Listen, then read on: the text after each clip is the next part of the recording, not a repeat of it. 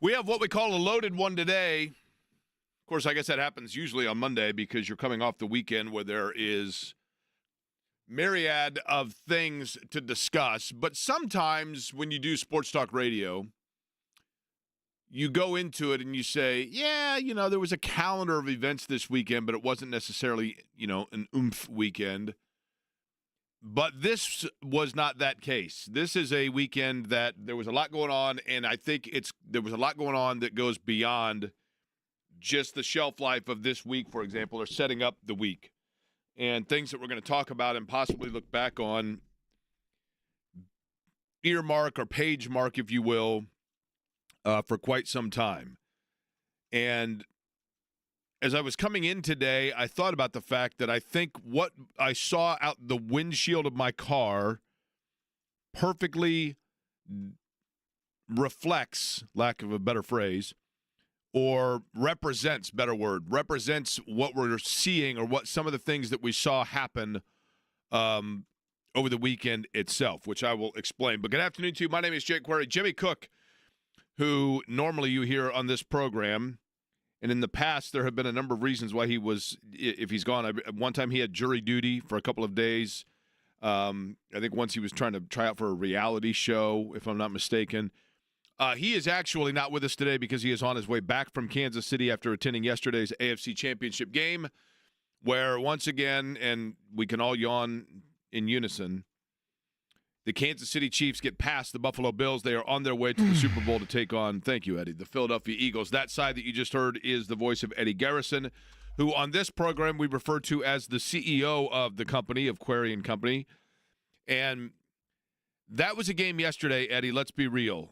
I think most people, and we do this all the time in sport, and that is that you get a team, it bursts onto the sports scene. It has a young player. It plays in a style that is different, that is exciting, that is sexy, and everybody falls in love with it. And it's like, this is so much fun. And I've said before, Patrick Mahomes is the Steph Curry of football. He plays with almost like a childlike enthusiasm, and I mean that in a good way, not a bad. And he makes plays that seemingly nobody else can make, and he bails things out just when you think that the play is gone awry. He comes up with the football equivalent of a 35-foot three-point shot falling out of bounds, that kind of thing. He chews on his mouthpiece. And Steph Curry, listen, he is an American treasure. I know that. There was a time, and it was not very long, but there was a year period there for Steph Curry where I think there was a fatigue setting in. More so probably because of Draymond Green and Kevin Durant and those things. But either way, there is definitely a fatigue with the Chiefs, and that fatigue, as always is the case, has parlayed into the notion that the officials are now you're a great team with a dynasty when people start saying that the officials want you there and that the league has it set up for you to win. And in watching yesterday, I thought really through the course of that game, especially when they got down and then came back to take the lead, and the way in which Buffalo seemingly every time you thought they're going to have to score again, and then they go down and they did so, it seemed like, in fact, the Chiefs' era and aura of dominance within the AFC was, just like I saw out my windshield today, starting to finally thaw out and starting to finally melt away a little bit and back to reality of somebody else in the AFC carrying the torch. But in the end, and there were definitely, and I am never the blame officials guy. I'm never like, gosh, I usually am. I just never believe that games are rigged. I still don't think that. But there were some very questionable calls in that game. Whether or not that's what won the game for Kansas City, that's probably, irresponsible to say that definitively. The call that I thought was the most egregiously wrong was in the seeming nature in which they just assumed it to be the case, was the Josh Allen 4th and 1 that I clearly thought he had the ball beyond a half a yard beyond the point needed when his forward progress was stopped. But either way, he's on his way, or excuse me, Kansas City's on their way to the Super Bowl, and they will take on the Philadelphia Eagles, who were pretty dominant over the Washington Commanders. I have this question before we get to stuff locally. This is a local aspect of it, and I don't know the answer to this. I don't even know why I'm curious of this. But when I see players or people from Indianapolis doing great things, I always wonder where it was in town they grew up. What area of town, where did they play youth sports? Where did they play Little League Baseball? That stuff is of interest to me. Maybe that makes me weird. I don't know. I know Letterman, for example. I know exactly where David Letterman's childhood home is on Indianola.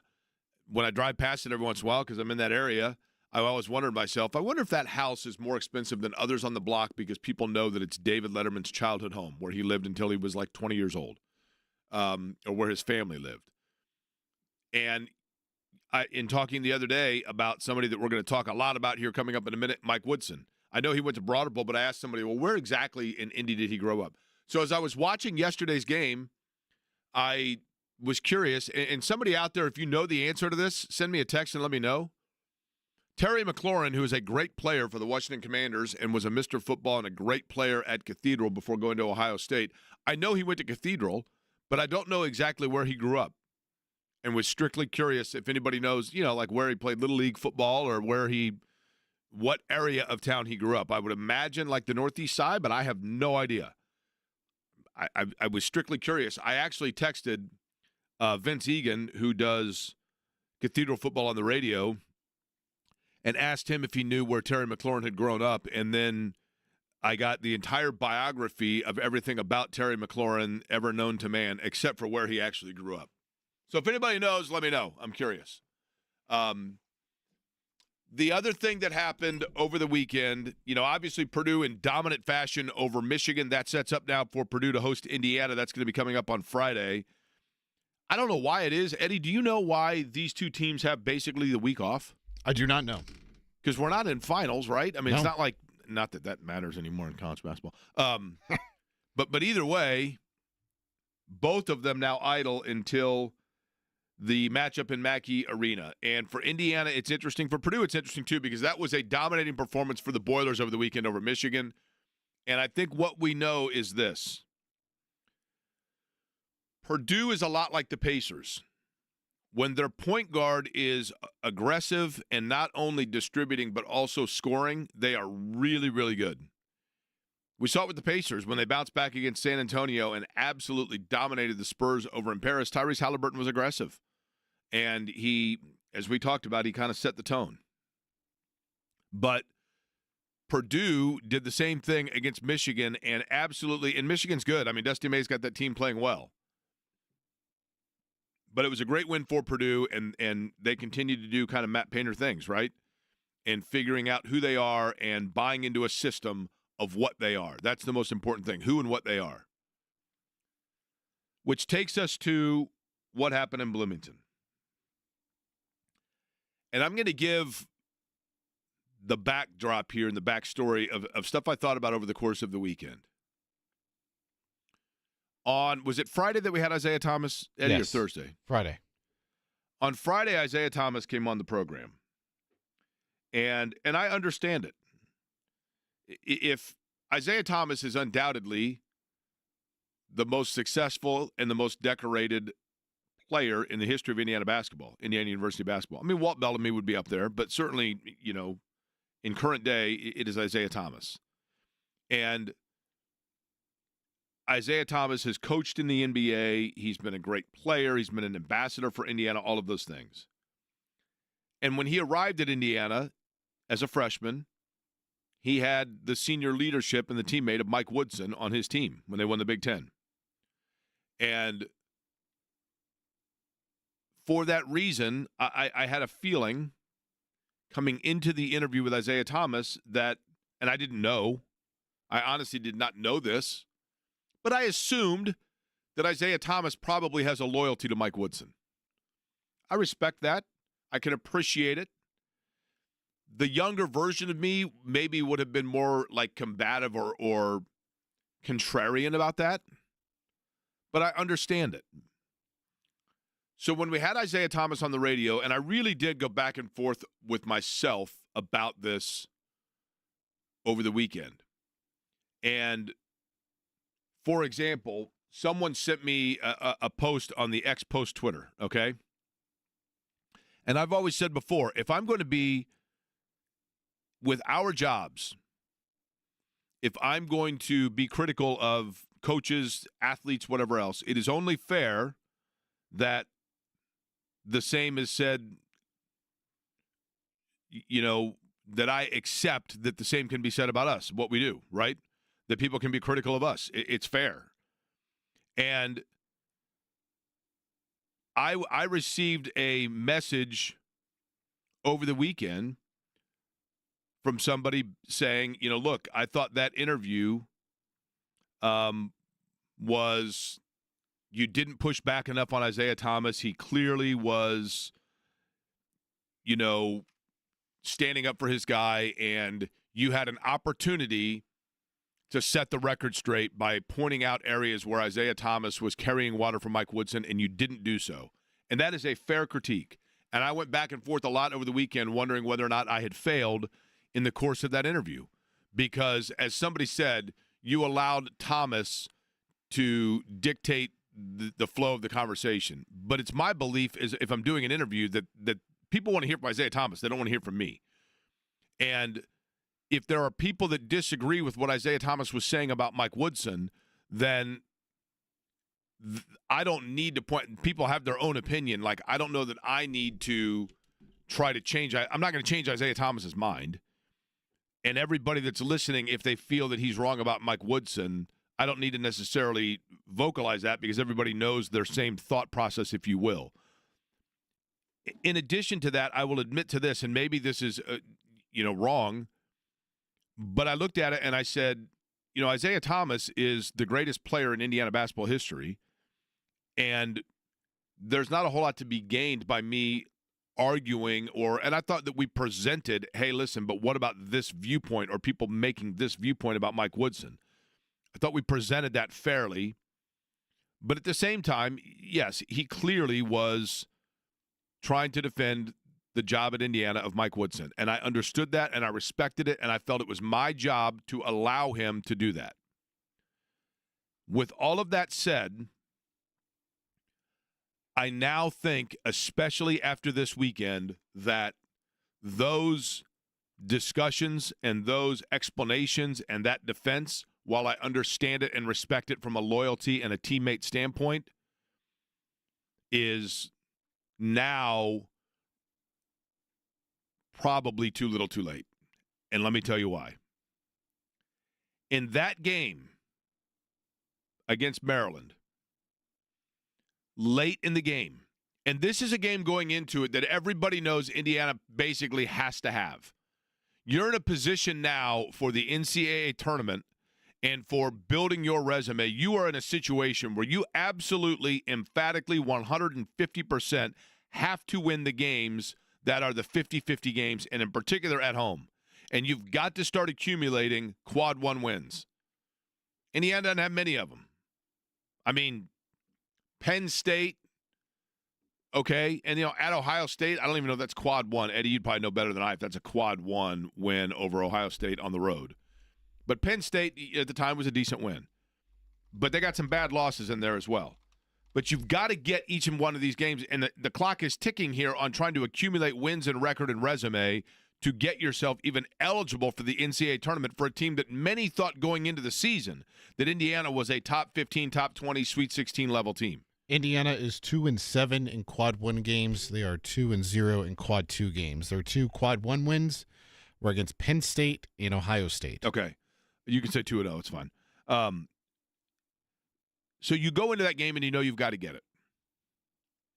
Now, I talked about how right now when I was driving in, I was watching things melt. And I was seeing, things are starting to warm up, and so the snow, the gross snow that's been on the side of the road forever, it's starting to melt. This is the great meltdown, right? And that's exactly what I saw at the end of that Indiana-Maryland game. That was the great meltdown. And in a time where things are as fragile and as sensitive and as volatile, however, whatever word you want to use to describe it with Indiana basketball, as ever for this season, I truly believe that unless Indiana gets hot and wins 10 in a row and goes into the tournament and pulls an 0-2 and marches their way into a Final Four run or an Elite Eight run, unless that happens, then I think we're going to look at the end of that Maryland game and say that was it. Because here's what happened. It's well documented, but here's what happened. Open disclaimer, I watched it on television. So I wasn't there. I watched it on television. But I watched it on television, and I saw what I thought I saw. And then, because I wanted to be thorough and I wanted to be fair, I made phone calls to people that were there from various viewpoints, some of them very close to the action. So, and I said, did my eye deceive me on television? Because TV, you can only get like a little glimpse. And they said, no. What you saw was correct. And what I saw was this. What I saw was a team and a program that at the time that it is the most critical had zero chemistry, bond, unity, and there was total dissension. And you look at Purdue and the way that they eviscerated Michigan. You look at the Pacers and the way that they bounced back against San Antonio. You look at insert name of team, whatever it might be. Okay, here's a good example. I went to the IU Indy game on Saturday. IU Indy took on Purdue Fort Wayne. Paul Casaro's group is finding their way. They're like 8-12 or somewhere in there. I'm spitballing the numbers, but there are a few games under 500. But I watched that game, and as I watched that game, I saw a team that knew exactly what each other's role was and played well with one another. And for that matter, was down 12 and fought back in that game and never was totally out of it. They might not be as talented, and that's a roster that Paul Casaro kind of inherited and had to put together here in his first year coaching that team. It's one thing to see a team that has talent and just doesn't play together, and it's another thing that a team that is maybe not as talented, but they at least understand how to play with one another, and you can tell that there's a vision. With IU Indy and watching it, I felt like as I was watching it, I was watching a team with a vision.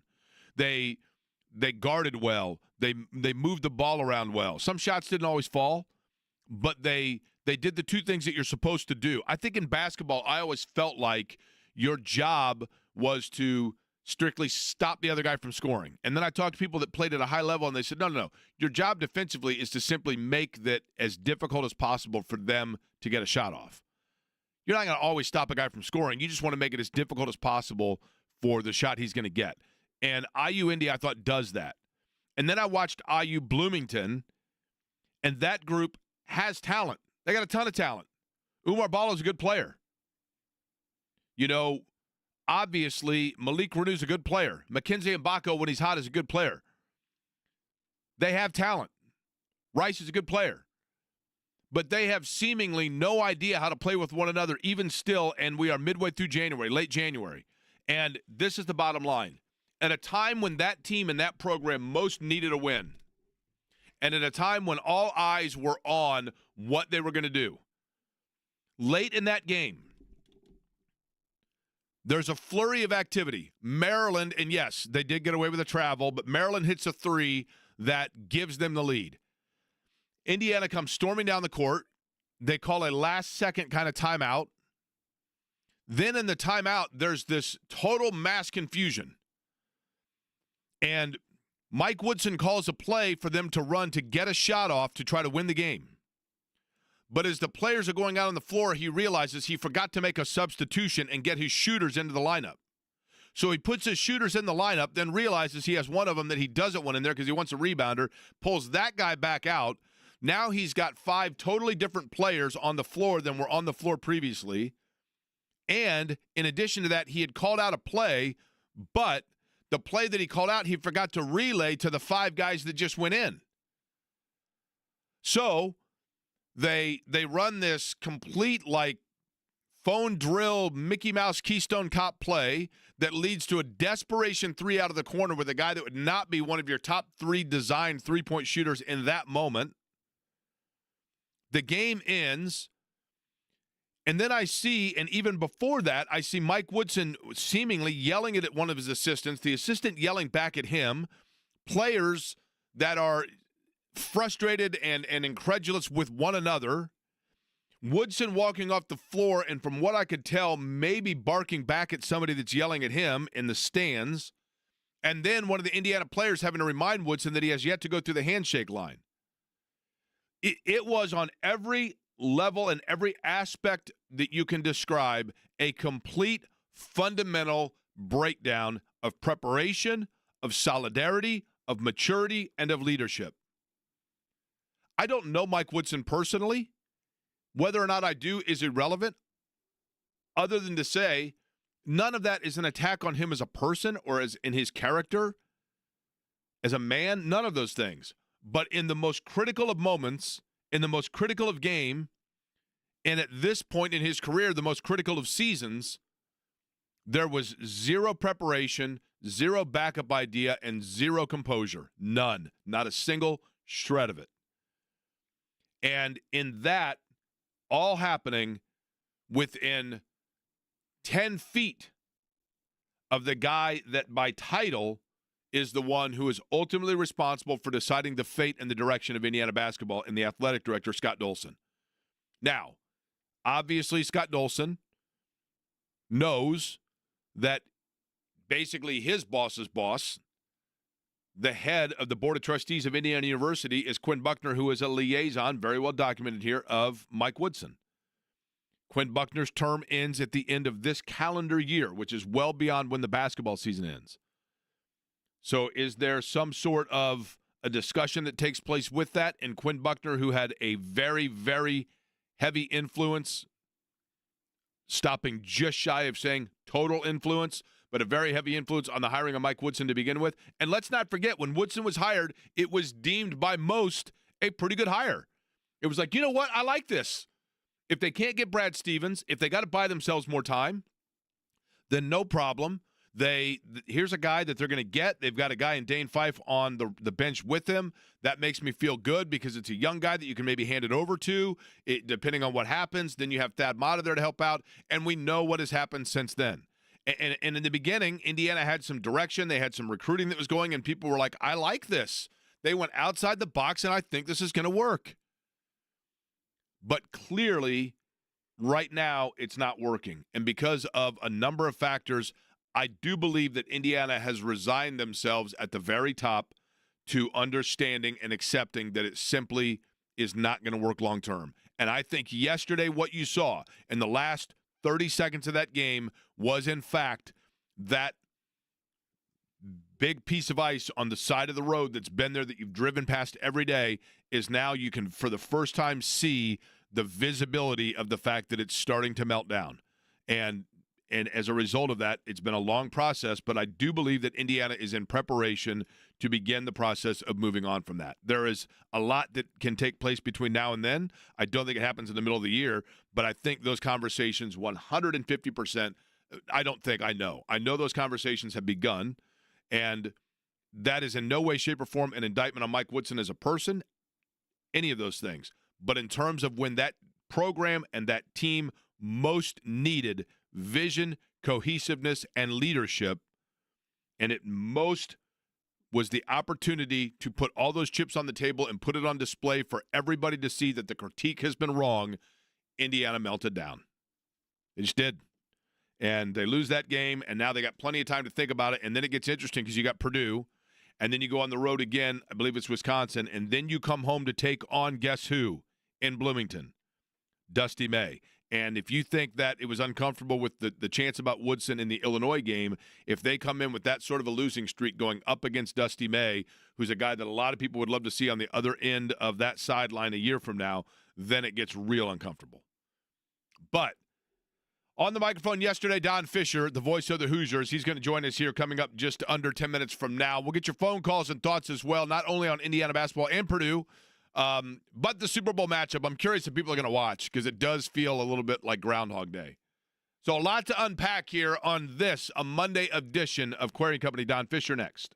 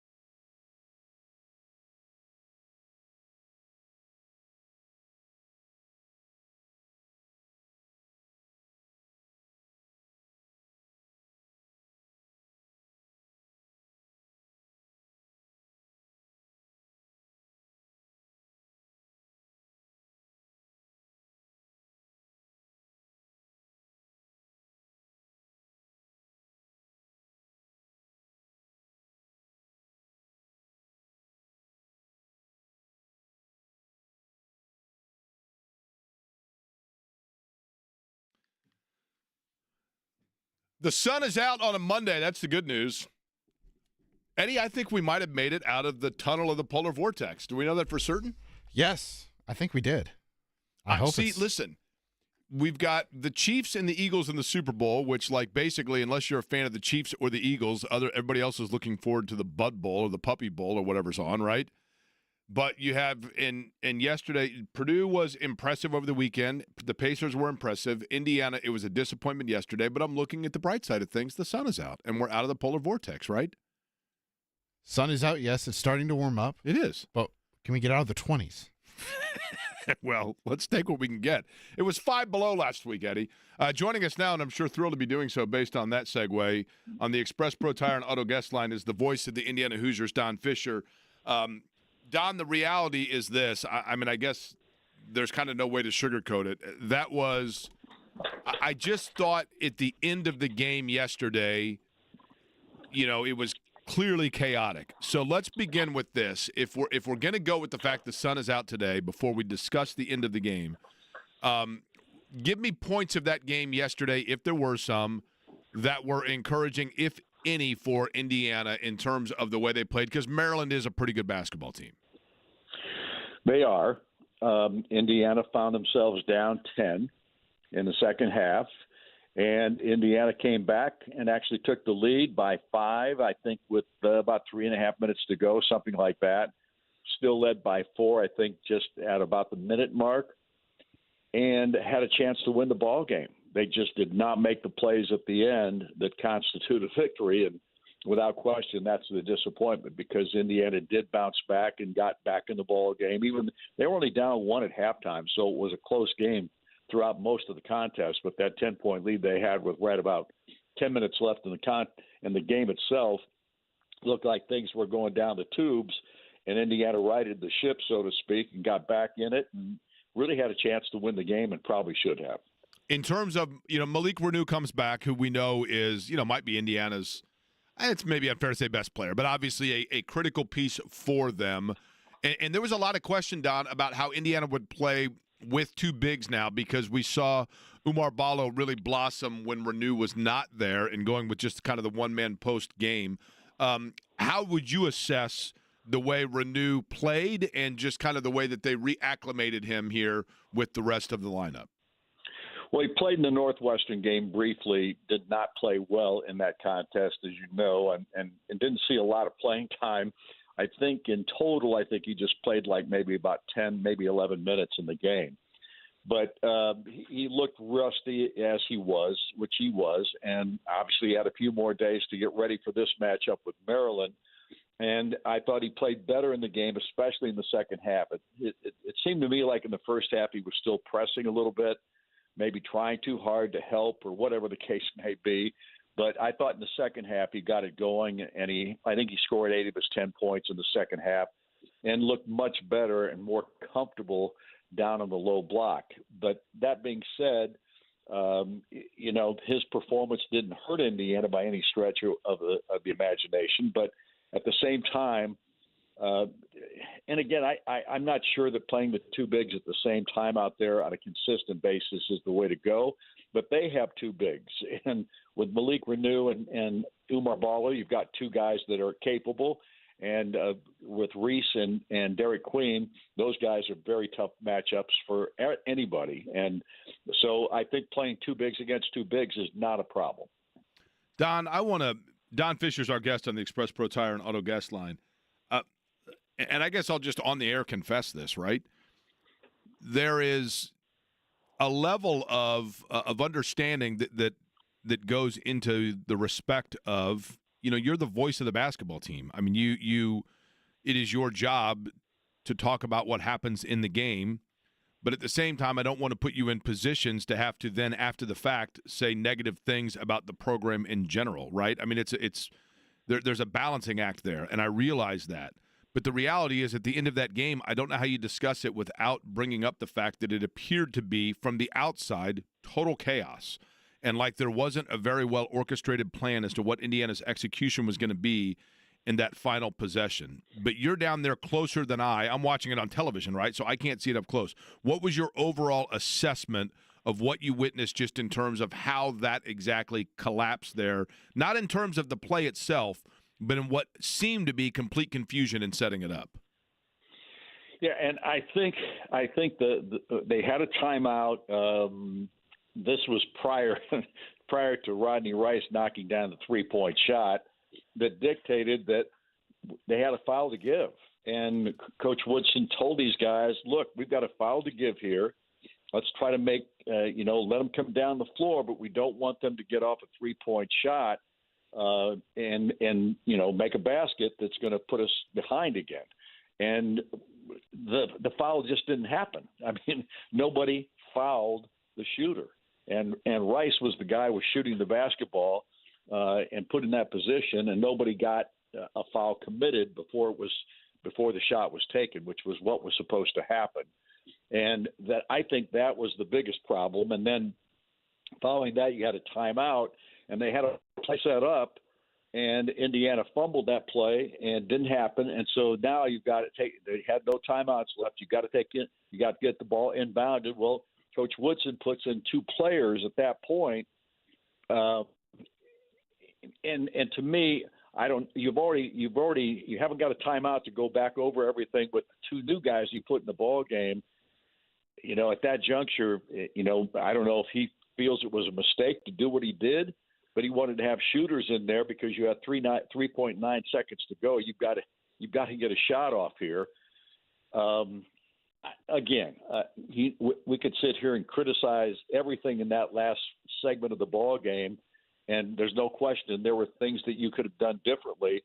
But at that point, you wanted to get your best shooters on the floor, which is, I think, what Woodson was trying to do at that juncture. And then you have another mistake made there, and the ball doesn't go where it's supposed to go on the inbound. So all I can tell you is it was a mess. There's no doubt about it. Well, Don, the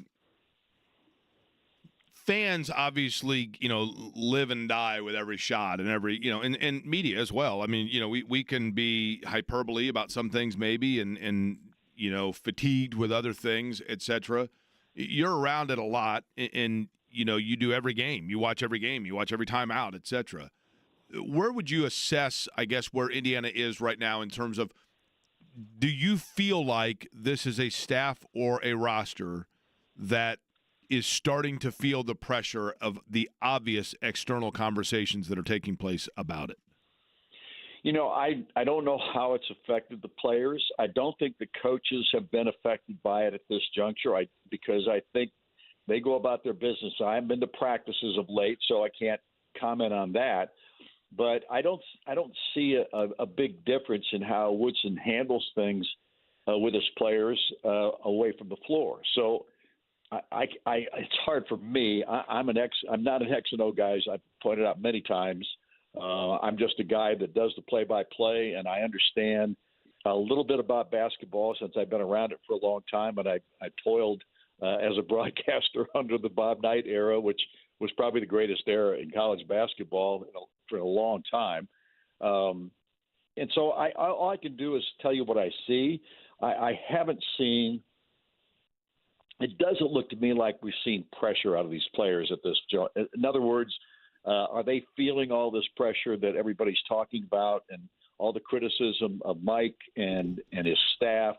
And, I'm not around them enough to be able to tell you how they're feeling because they don't express that to me. And whenever I've been in interviews with these guys, and I do interview players before every ball game or most every ball game, I don't get the sense that these guys are all that upset at this juncture or that there is real criticism going on internally in any way, shape, or form.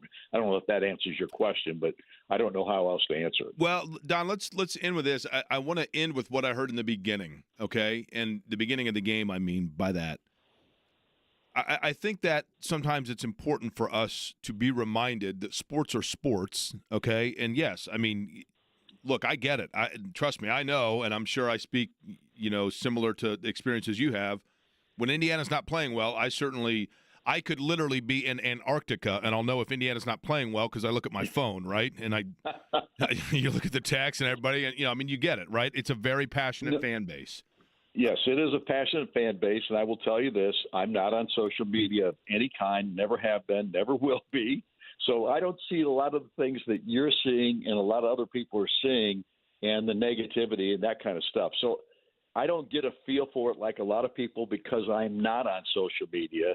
And most of the time, I'm really glad about that. Well, and trust me, that's smart, Don. Believe you me. With every passing week, I envy you more and more for that. But I'm listening to the game, and I'm driving around, and at the beginning of the game, and I thought it was a really nice touch. And at the risk of catching you off guard here, I wanted you to elaborate a little bit more on it, or just simply echo what you had said on the broadcast. One of the things about all sports, not just Indiana basketball, but all sports, that I love is that it unifies the masses. Nothing brings people together of different backgrounds, different cultures, different ideologies, like when they're the fan of the same team, right? And you, because of that, there's a family type feeling to it. And you made what I thought was a very poignant and heartfelt comment about a woman that I've never met, but I understood must have been something that was of significance to Indiana basketball, who passed away. And you mentioned her at the beginning of the broadcast, Susie Gregory of Columbus, Indiana. And right. I thought it was a very dear thing of you to mention her on the broadcast, and I made it a note to myself that I wanted to invite you the opportunity to simply pass the same condolences for our listeners. Well, Susie was a guy. Actually, I did this before the Northwestern game. Okay, I was thinking it was Maryland, but yeah, I knew that I think it was since we talked last. Well, this lady was a huge IU fan, and she loved to listen to the games on radio, and she made a point every year to send us and to send our broadcast crew for many years a box of peanut brittle at Christmas time. And she did it for, I'd say, probably 20, 25 years in total.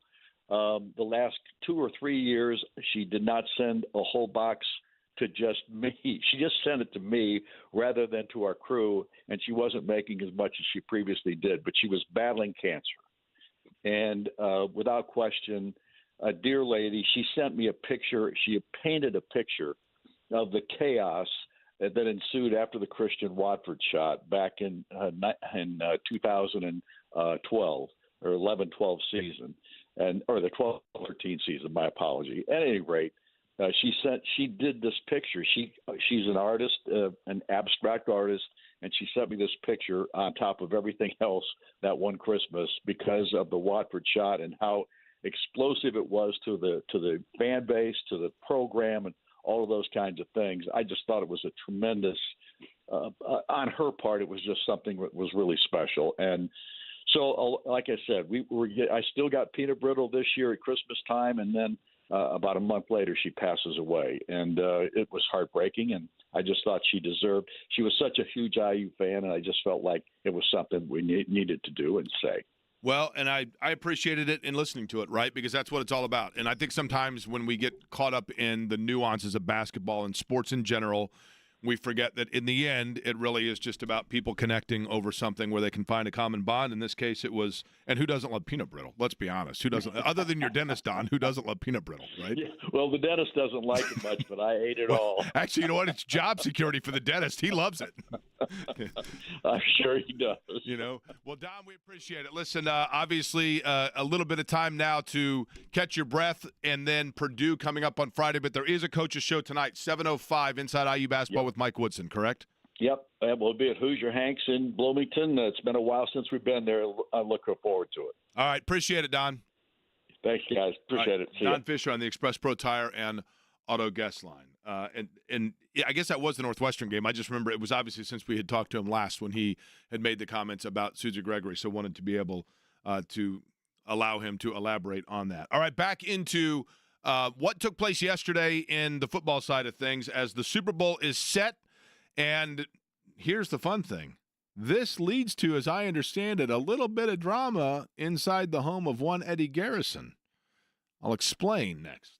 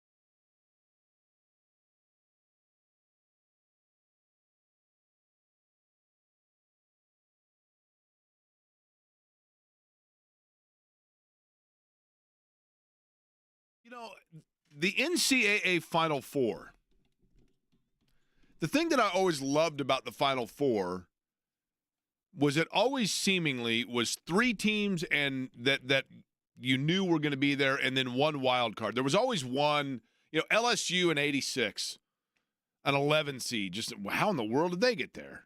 Who invited them to the party? There's always like one team that just seemingly roars in out of nowhere. Kansas in 91. UNLV against UConn just a couple of years ago. Were they in the Final Four? Was it UNLV or San Diego? It was San Diego State. Yeah, exactly. Good one, right? Good one. And so that's what makes the Final Four fun. And so when you look at a Super Bowl or the NBA Finals or whatever, you always want somebody different. And I think everybody was rooting for Buffalo, and for that matter, Washington, either one, because just something different. And when you have a rematch Super Bowl, and by that I mean two teams that have, within recency, faced one another in the Super Bowl itself, and certainly two teams that are now just accustomed to being there and we're accustomed to seeing them be there, then you just get this kind of factor of who am I going to root for. So I did yesterday on the X-Post Twitter. I was curious, and as soon as the game was over between Kansas City and Buffalo, I sent out one of my famous, and these, by the way, wildly unsponsored, Twitter polls. Says, you will be rooting for. So far, 1,400 votes, okay, with several hours left to wager your vote. The Chiefs, the Eagles, or both exhaust me. Now, Eddie Garrison, it is my understanding that by sending this tweet and this post on the X, what I've done is actually created a moment of a little bit of frosty tension between you and the Well, I'm not going to say significant other, right? I'm not going to say it was your poll that necessarily did that. It's just the fact of survey. You should probably in that situation say survey, right? When talking about something that created tension between you and your significant other, the word survey would probably be more preferred. Sure, that survey was not the reason why we had a little bit of a spat, if you will. So we were watching the game yesterday. And it's the fourth quarter, and Kansas City was coming from behind. They take the lead, and Olivia turns to me and goes, "You're going to have to go to your parents on Super Bowl Sunday if you want to watch it, because we are not watching it in this house." I'm like, "What do you mean?" She goes, "I am not watching another Patrick Mahomes Super Bowl win. I can't stand him. I can't stand the Chiefs. I'm tired of it. I want someone else." What do you think is the – and so what did you say? Are you going to be watching Landman that night, which I highly recommend? I finished it last night. Not sure. What's that on, by the way? It is on Paramount. Okay. However, if you – pro tip here. If you are an Amazon Prime subscriber and or follower, whatever you want to call it, you can get a trial of Paramount. And you probably can watch Landman within the trial because it's only 10 episodes and you watch it pretty easily. Most of them are like 45 minutes long. It's very good. Very enjoyable. My response was, yeesh. I guess we'll have to cross that bridge when it gets there. Gets to that time. Yeesh, you said. I didn't say yeesh. I said another word I can't say on the radio. Okay. Now, who are you rooting for? Oh, goodness. I got to root for Philly. Here's the thing about Mahomes that I'm genuinely curious of. Are people fatigued by him strictly because he wins all the time? He seemingly is a likable guy, although I guess that his wife, Brittany, for example, it's my understanding that there was some, and I don't mean between she and Patrick Mahomes. I mean like business-wise. Mahomes is he an Adidas athlete? Is that right? I do not know that question. I believe he's an Adidas athlete. Look that up if you could. But they pay him, $25 million a year. Yes, he is. And she shows up like at an awards presentation and she's wearing Air Jordans. And they're like, I mean, I know that we're not paying you directly, but, well, this is how it's going to be. I think there's a level of she's a little obnoxious that people find to be a turnoff. But seemingly he is a very likable player. He's enthusiastic. He seems to be a good teammate. He's unflappable. He's exciting. He makes great plays. He's never down and out.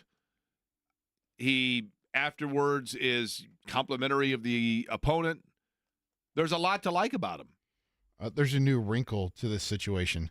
My dad is listening, texted me and said, FYI, it won't be on over here either. NFL got what they wanted. So if I want to watch the game, I guess I have to go over to Jimmy's house and be the one Eagles fan in the room. Jimmy ain't letting anybody in there. I guess it's Brother Bob's house. It's not Jimmy's house. That'll completely interrupt. Look, sports are about superstition. Yeah. Speaking of which, you're superstitious as a catcher, correct? Yes. Very much so. I have a question, a query brain dropping. Okay. I have a query brain dropping that hit me at 3:28 this morning. Oh, geez. Yep. And it's a question, Eddie, that only you can answer. It's a question only you can answer. There is the burning question of who are you going to root for in the Super Bowl? And we have plenty of time to break down who's going to win the Super Bowl. But who are you going to root for in this Super Bowl? That for Colts fans, is it Nick Sirianni, who has connection to here, but at the same time kind of like took cheap shots at the Colts when he came here and won? Is it Kansas City, who, yeah, I mean, they have, players obviously that played at Purdue, for example, that are great players and are likable and are represent a city that's similar to Indianapolis, but at the same time was kind of a rival to an extent of the Manning era Colts. Who are you rooting for? We have plenty of time to talk about what's going to happen in the game itself. We could talk about Indiana basketball and what happened yesterday and the fact that their next game is against Purdue, and does that set up and accelerate things if Purdue really comes out and basically does to Mike Woodson what Kurt Cignetti and the Indiana football program did for Purdue football-wise, right? And just saying, you know what, the Ryan Walters era, we're just going to stamp this out. We got plenty of time to talk about that. But also, I have a question for you, Eddie Garrison, a brain dropping from 3:28 a.m. that involves your favorite sport that only you can answer. You're the only person qualified to answer that question. Okay. And then I do want to get into the meltdown yesterday in Bloomington and continue to discuss that, including I'd like to know, and we'll open it up because I know over the course of the game, I see how much people want to express themselves about Indiana basketball. So if you want to get it off your chest or you want to defend what, is still the direction and give it more time, you're open to that as well. We'll open up all of that here coming up on the other side. And then, by the way, reminder, Mike Chappell, 2 o'clock hour here on The Fan.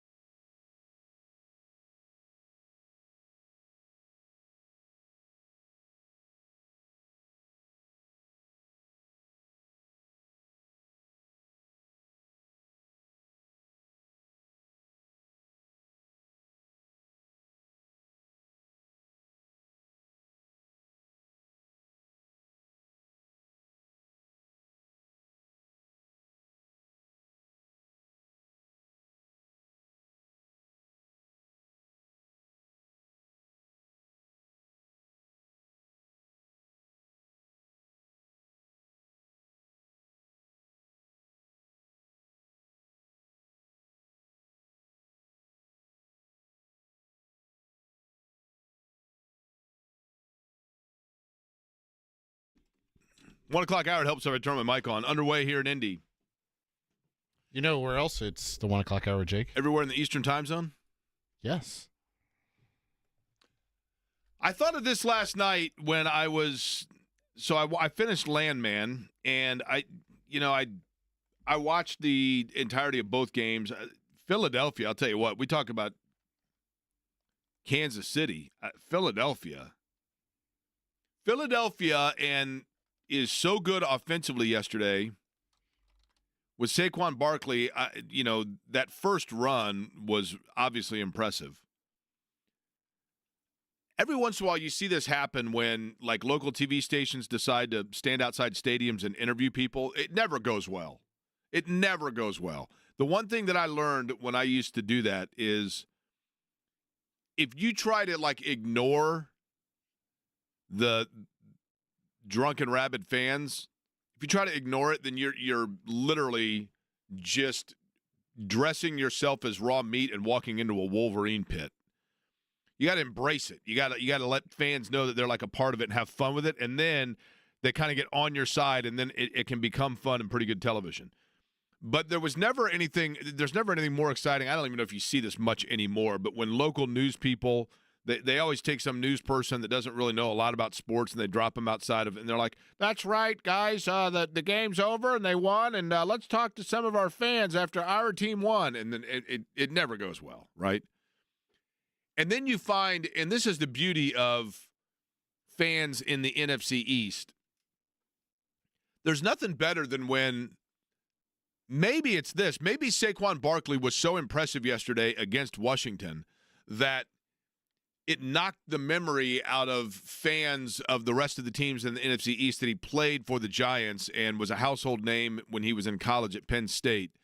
And either people just like he knocked the sense out of people in terms of what his first name is, or somebody like had a few too many cocktails. Now, this fellow was being interviewed as he was leaving the game. This is a Washington Commanders fan, right? Yeah. And this is before or after the game? I think it's after. After the game. So he's walking out, and he's meaning to say that he was impressed by Saquon Barkley, right? But we know that, like, during the NFL, especially in games like that, it's cold outside. Do you think there might have been a little yoo-hoo drinking going on? No, Jake, not at all. A couple of cocktails. I'll give the fan credit. He was respectful towards Saquon Barkley and recognizing that Barkley was the difference maker for the Eagles and knocking out his beloved Commanders. But doesn't mean that it's necessarily a household name within this guy's house. Saquon Barkley. I swear, Saquon Barkley is the best. We survived the Giants, and now the Eagles got Saquon Barkley. Lord have mercy, man. All to the Eagles, man. Yeah. All to the Birds. Okay. So that's his new name from now on, Saquon, right? Saquon Barkley. I love it. Okay, here's the question. After all of that was happening, after I'm watching Philadelphia and Nick Sirianni's lifted his team in the Super Bowl in Kansas City, then I'm laying there, and I thought of this question real quick before we get back into IU basketball, Eddie. It's a diversion from getting us to the meltdown that we saw yesterday, okay? Because we're going to do an open forum here. I want to know, like, if there are people out there that still think that, and maybe I'm not saying they're wrong, but that still believe that Mike Woodson's the guy. I want to hear from him. But here's my question for you, Eddie. You played baseball in high school, correct? Yes, I did, Jake. You still coach it, correct? Not anymore. No, okay. My brother's graduated. So typically, you're the outfielder with the strongest arm, you put where? Depends. Usually it's right field. And that is because why? Usually your longest throws are from right field to second or right to third or right to home. Okay. So your best arm goes in right field. Yep. The outfielder with the most range goes where? Center. You have the most ground to cover. Okay. On the infield, the position players in the infield, the one that has the fastest reaction or most range would go where? Fastest reaction would probably be third base. Most range would be shortstop or second. Okay. Depending on arm strength. So knowing that certain positions lend themselves to a certain style of player, I began thinking about this.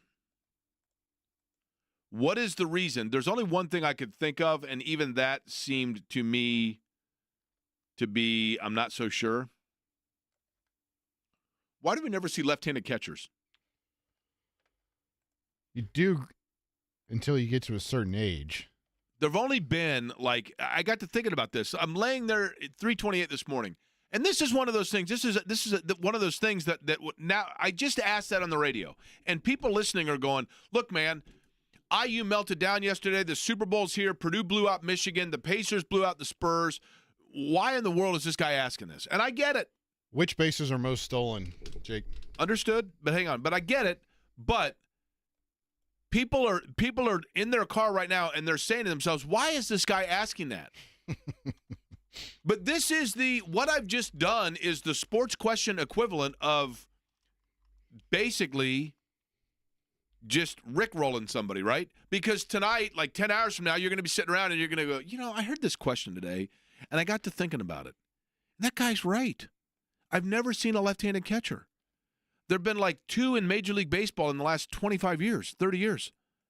Now, the natural assumption would be that a catcher typically has to pop up and make a throw to second base, and most batters are right-handed. And so if you're throwing with your left hand, you're throwing right into the side of the head of the batter. That's part of it. And that's an impediment. But having said that, does that mean if, for example, if Gary Carter's the catcher and you've got a man on first and a switch hitter's coming up, that you always have him bat as a lefty in that at-bat so that he is blocking the throwing path of Gary Carter's arm? I mean, not every batter is right-handed. There are certainly left-handed batters. So what happens to a right-handed catcher in that situation? Is it just that lefties are not as talented? Do lefties have weaker knees? Are lefties just weak people?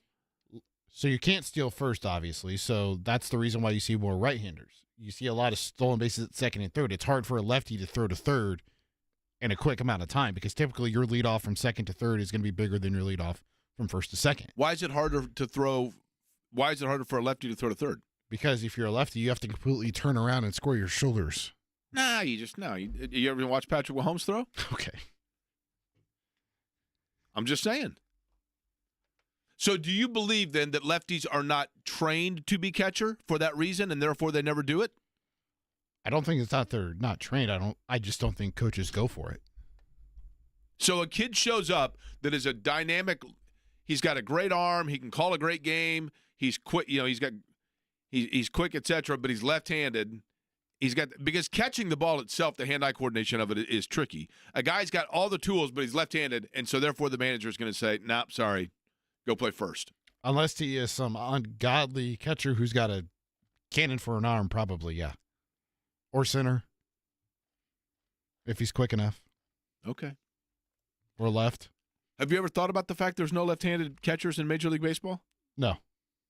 But now that I mention it, don't you sit there and rack your brain and you think to yourself, you know what, I think it's been since 1990 that we've seen a left-handed catcher in Major League Baseball. I'm just trying to wrap my head around who the last left-handed catcher was in the MLB. Exactly my point. And I got news for you. Don't blame me at 3:28 this morning. Mm-hmm. Okay, I'm trying to wrap my head around what happened at the end of the game. Last left-handed catcher was in 1989 with the Pirates. I don't know how to say his last name. Benny D. He played in 3 games. Right? I think there have been 5 games played by a left-handed catcher. 3 games. Yeah. I'm telling you. It sounds like a crazy question, but people are like, you know what? That's a great question.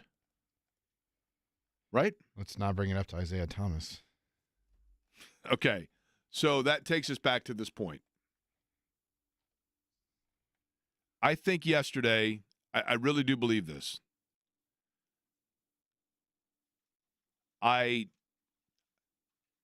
not saying that I am rooting for this. I'm just telling you what my observation is. There have been a lot of things that have happened over when Mike Woodson was hired. So this is the reality of the situation. Indiana had a coaching opening. When they decided to get rid of Tom Crean and hire Archie Miller, Fred Glass essentially independently said, Archie Miller's the guy that I want. I've seen what I need to see at Dayton. His brother Sean is a great coach. He comes from a basketball family. He's a Midwest guy from the Pittsburgh area.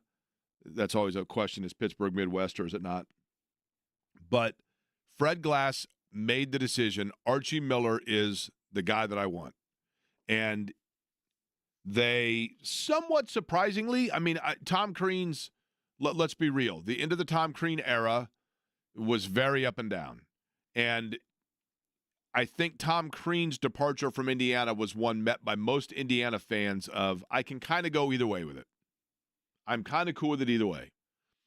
And so, but Fred Glass, and say what you want about whether it was the right move, wrong move, whatever, the bottom line is you've got to give credit to Fred Glass in the fact that he said, I have a guy, that's my guy, I'm going and I'm getting my guy, and I'm not looking elsewhere.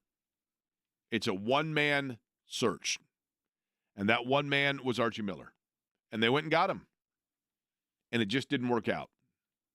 It just didn't work out. So then you go through the Archie Miller era. He gets his 4 years. He got Romeo Langford there. You know, it was they would have made the tournament in the COVID year. And I get confused sometimes. I believe that was Miller's last year. I can't remember. But at any rate, you know, it was not a total disaster, and it also was not overly triumphant. But they decided to make the change.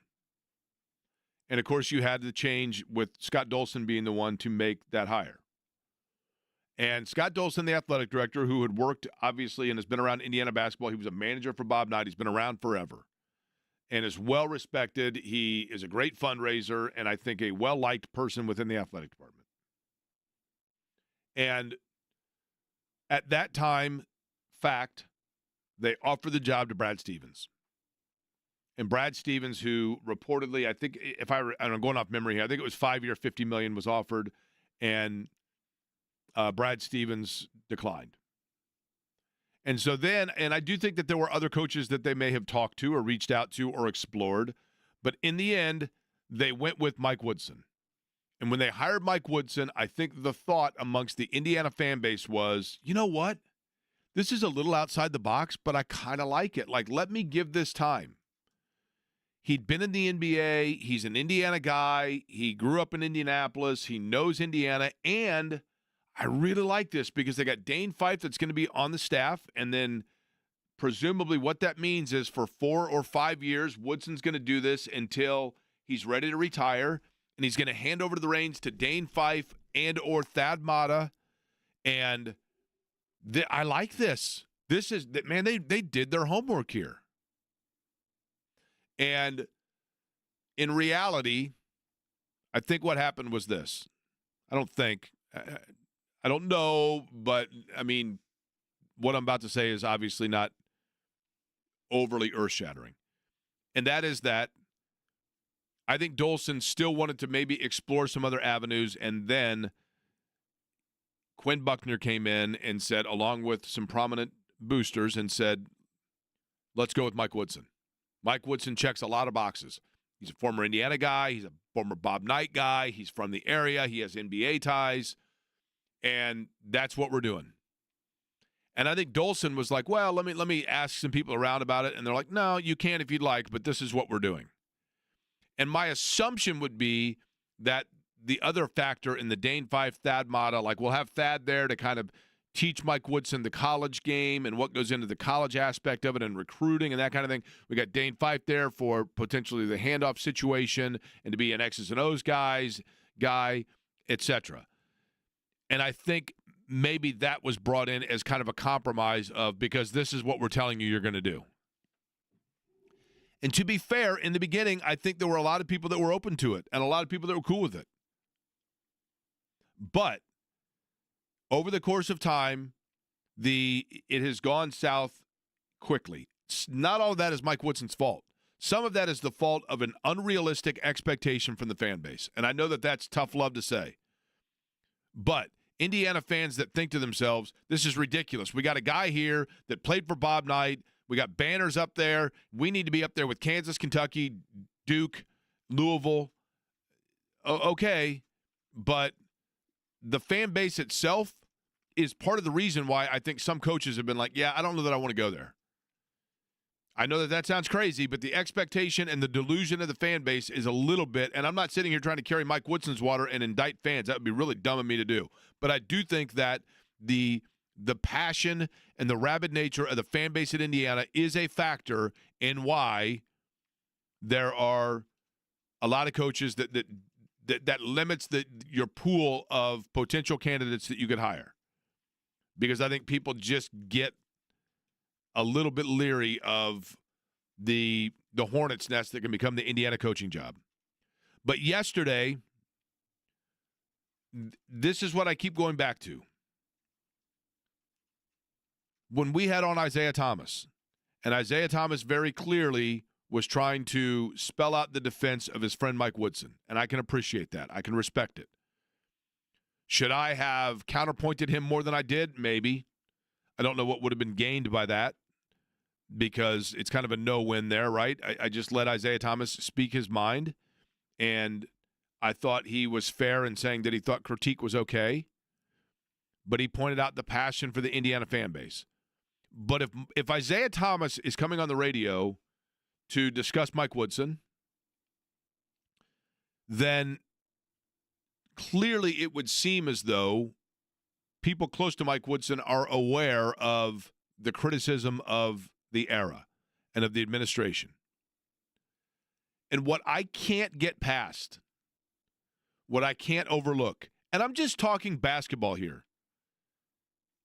I'm just talking about within the game of basketball. I'm not sitting here. I'm not one of these that wants to get into, the guy supposedly does this, and I'm not talking about Mike Woodson, just in general. This guy does this in his personal life, or this guy shows up late for this, or doesn't do this, doesn't do that. I don't know those things for a fact.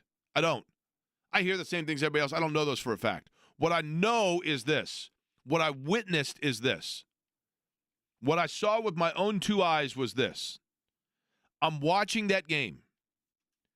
And I'm watching, and Maryland is a talented team. But Indiana needs wins over talented teams.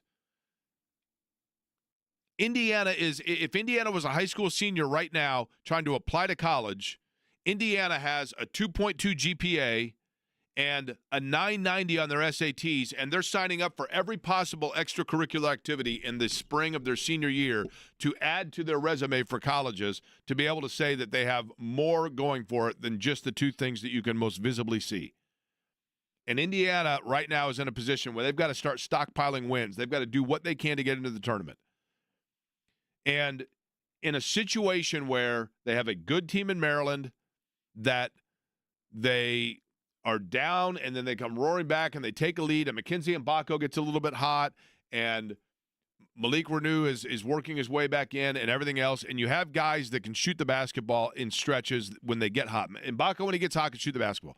Goody can shoot the basketball. And late in that game, in a game that Indiana has to have, in a week where Indiana has turned up the wick in terms of their administration of trying to declare and make clear why Mike Woodson is the guy. In that situation, in that moment, what it comes down to is you had a situation with a foul to give, and Maryland's got the basketball, and you're up 2. You got a foul to give. And, yes, Maryland got away with a walk, but they hit a 3. They take the lead. Indiana's got a timeout. They come down, they take that timeout. Then they set up for, with 3.9 seconds left, they've got to take the ball out of bounds. And in the moment that is at that moment, the most important moment of the most important game of their season, with all of the chatter and the Fire Woodson chants and trying to get a fan base back, trying to get footing, trying to get things going. I've never seen a more chaotic final 3.9, or in this case, more like 30 seconds of a basketball game at Indiana, frankly. And I'm talking about, I was there when Knight pulled the team off the floor against the Russians. And 3.9 seconds left. Woodson looks over. And first off, there appeared to be, on television, Woodson going back and forth with one of the assistants and yelling at an assistant. And I thought, maybe I'm just not seeing that right. And then he realizes that he doesn't have the personnel on the floor that he wants on the floor for the play that he has called. So now there's confusion as to what personnel has to go into the game, what personnel has to come off the floor. He puts in new personnel in the game. And when he puts in the new personnel, they don't appear to know what play it was that was called for the original personnel that was on the floor that wasn't supposed to be there, that at the last second, Indiana figured out, wait a minute, we got the wrong guys on the floor. So then they substitute in, they make another substitution, and Anthony Leal, who has not been a legendary player in his time at Indiana, but at the very least is a guy that has a very high basketball IQ and has made really smart plays for them in key moments. Anthony Leal in his career at Indiana has made like 6 plays, but all 6 of them were really important plays when they most needed it. So now you've got him, and you pull him out, and you put in guys that don't know what play it is that's just been called. You inbound the ball, you go into the corner with probably like the 5th option of who you'd want shooting a 3. You get a terrible look at that. You miss that shot. You lose the game. And then I'm seeing Mike Woodson shouting at an assistant coach apparently shouting back at him.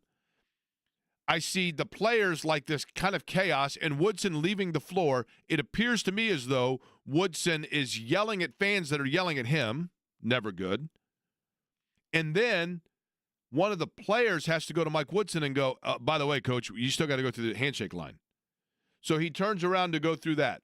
It was the most unorganized, chaotic, what appeared to be lack of game plan execution in the last 30 seconds of a play that I've seen in Assembly Hall. And it came at the end of a game that was the most important game with the most important point of a lot of chatter and scrutiny at the way Indiana's being coached right now. So, as I was watching that, I thought to myself, maybe I saw it wrong. I'm not there. I'm watching it on television. And so maybe what I saw, because it is unfair sometimes to grade something when you're just seeing a little, one slideshow of the whole movie, right? So I made phone calls to people that were there that were very close to where all this was going down. Not judging the book by its cover. Correct. And everyone I talked to, I was going to say most, everyone that I talked to said, yeah, that is correct. There was definitely dissension. I'm not saying like angry, let's go fight it out, but there were seemingly 5 different pages of the same chapter of that book. And what is most indicting to me, what is most damning, what is most alarming about all of it is the fact, and where I would be the most concerned, is guess who is sitting there in the seat that is the one that I'm saying, that's where I need to be seated here to see exactly everything that's going on and make sure that I'm not speaking irresponsibly about it. Now, I did not talk to this person, obviously, but the person that when I went back and watched it, that is sitting there the most closely watching it all is Scott Dolson. And that leads to,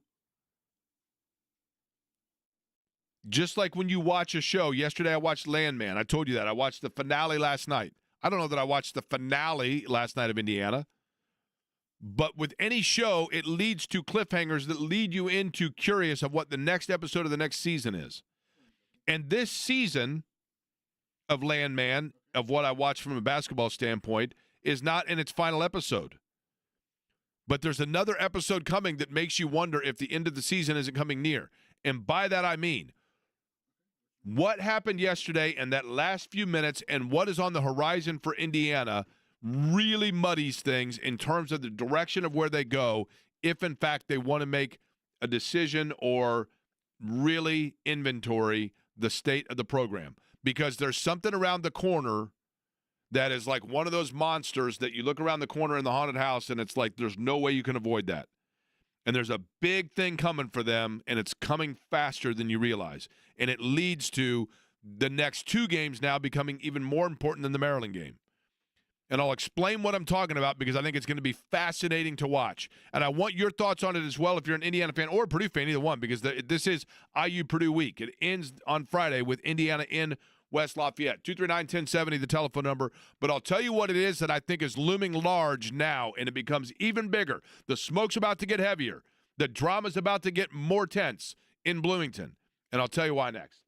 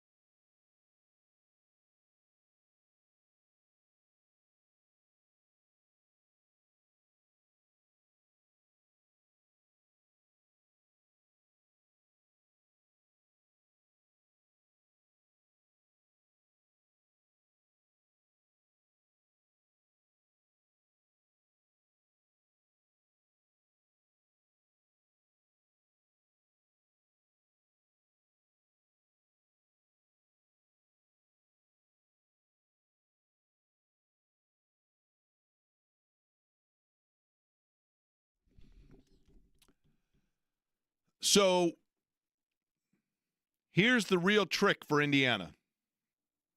And the thing that where it's about to get heavier in terms of if there's a free fall. And I'm not saying that there's necessarily going to be, but boy, does it look challenging. But let me present for you the following predicament. And I do believe things can change in sports. Things can change. How often do we see a team that you're watching the Super Bowl, you're watching the World Series, you're watching the Final Four, whatever it might be, and you see some team that is closing in on a championship and the announcer says, and what a story it's been. Back in January, there was talk of dismantling this team. Back in February, there were calls for the manager to be replaced, whatever it might be. I mean, that does happen. And it's entirely possible that Indiana catches lightning in a bottle. They go to Purdue Friday. Let's say they win. They stun the Boilermakers, who are playing well. Then they go to Wisconsin, which has been a house of horrors. Maybe just one of those two. They haven't won at Wisconsin since I've been alive. And it's crazy, right? Maybe one of those two. Maybe they just get one of them. Maybe they split these two on the road. So do you believe in miracles, Jake? I mean, honestly, right? And then you got Michigan State and Michigan. I mean, you know, the schedule is tough, man. But so I'm not ruling out the possibility that they capture lightning in a bottle. But all of that said, I believe that there are a lot of people that are in the position to know and to have the say in it that have accepted the fact that Indiana at the end of the season is going to be looking for a new basketball coach. Or are they? Because let me tell you the predicament that Indiana could find themselves in. Their next two games are at Purdue and at Wisconsin. Of the last two times they've been at home, one of those against Illinois, the crowd was chanting, "Fire Woodson." They went to Northwestern, which is kind of home away from home because there are a lot of Indiana fans in the Chicago area that traveled to that game. And there were people in Welsh Ryan Arena chanting, "Fire Woodson." Didn't hear it as much yesterday. And they were in the game for the vast majority of the game. And they also, you know, had a win on the road against Ohio State just before the Northwestern game. But still, they had a win since the Illinois debacle. So they're doing that against Illinois. What happens if they lose against Purdue and Wisconsin, and everyone knows that Indiana, if they're looking for a new head basketball coach at the end of the year, it is a two-person list as of right now. Brad Stevens will be the first call they make, unquestionably, undeniably, fact. And I'm the second. You would be a distant third behind Dang it. the second phone call they're going to make, which is going to be Dusty May. So Indiana hosts Michigan a week from this Saturday. So if they go and they lose to Purdue, and then they go and they lose to Wisconsin, and they return to Bloomington on a 4-game losing streak, losers of 6 of their last 7, including one of those where the fans at Assembly Hall are chanting for the ouster of Mike Woodson, are they going to put Mike Woodson in a situation to go out and coach a game in a hostile environment of fans that 7 games ago were chanting for his firing and they've only won a game since, and now he's got to go out and stand and on the sidelines across the way from the guy that people are thinking is one of the 2 that will be offered the job should he leave? Are they really going to put him in that situation? That's the predicament that I think they're in. I don't think that they make a change, and I'm putting the cart perhaps before the horse in terms of the timing of it, but I don't think I'm putting the cart before the horse in terms of the emotion of it and the situation of it, of the fact that it feels as though the expiration date has come. And I just think that yesterday, because optics go a long way, and the optics are, you can tell me that Woodson is an X's and O's guy. You can tell me that he is a leader that people follow.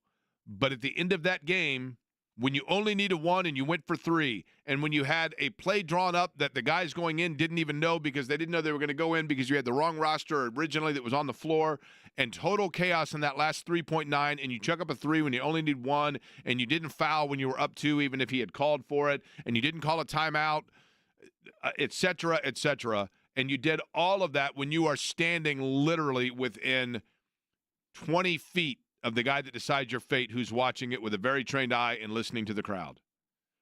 All of it becomes tense. Ralph has been waiting patiently. Hi, Ralph. How are you? I'm good. How are you, Jake? I can't complain. Are you an IU fan, Ralph? You weren't in Bloomington yesterday. I was not. That's correct. Okay. There were a couple things. I always thought, and I was never at the end, I got tired of Bob Knight like everyone did, but he did know basketball. And in that spot, they had 7.5 seconds to go. Rice had got across the 10-second line. I'm in Section D, right at midcourt, row 13. He's got 4.8 seconds on the clock. Maryland's defense is not set up. It's disorganized. And he basically had it downhill. I think he could have got to the basket. Knight and he actually did get to the basket, right? I mean, he did, you know what I mean? But they had called the timeout. He called the timeout, but Maryland was not set up. So we call the timeout, allow Maryland to get organized. And there were 5.4 seconds on the clock at that time, Jake. The play he actually called was he tried to get the ball to Renew on the left-hand baseline, and it got knocked out of bounds, which wasted a second and a half.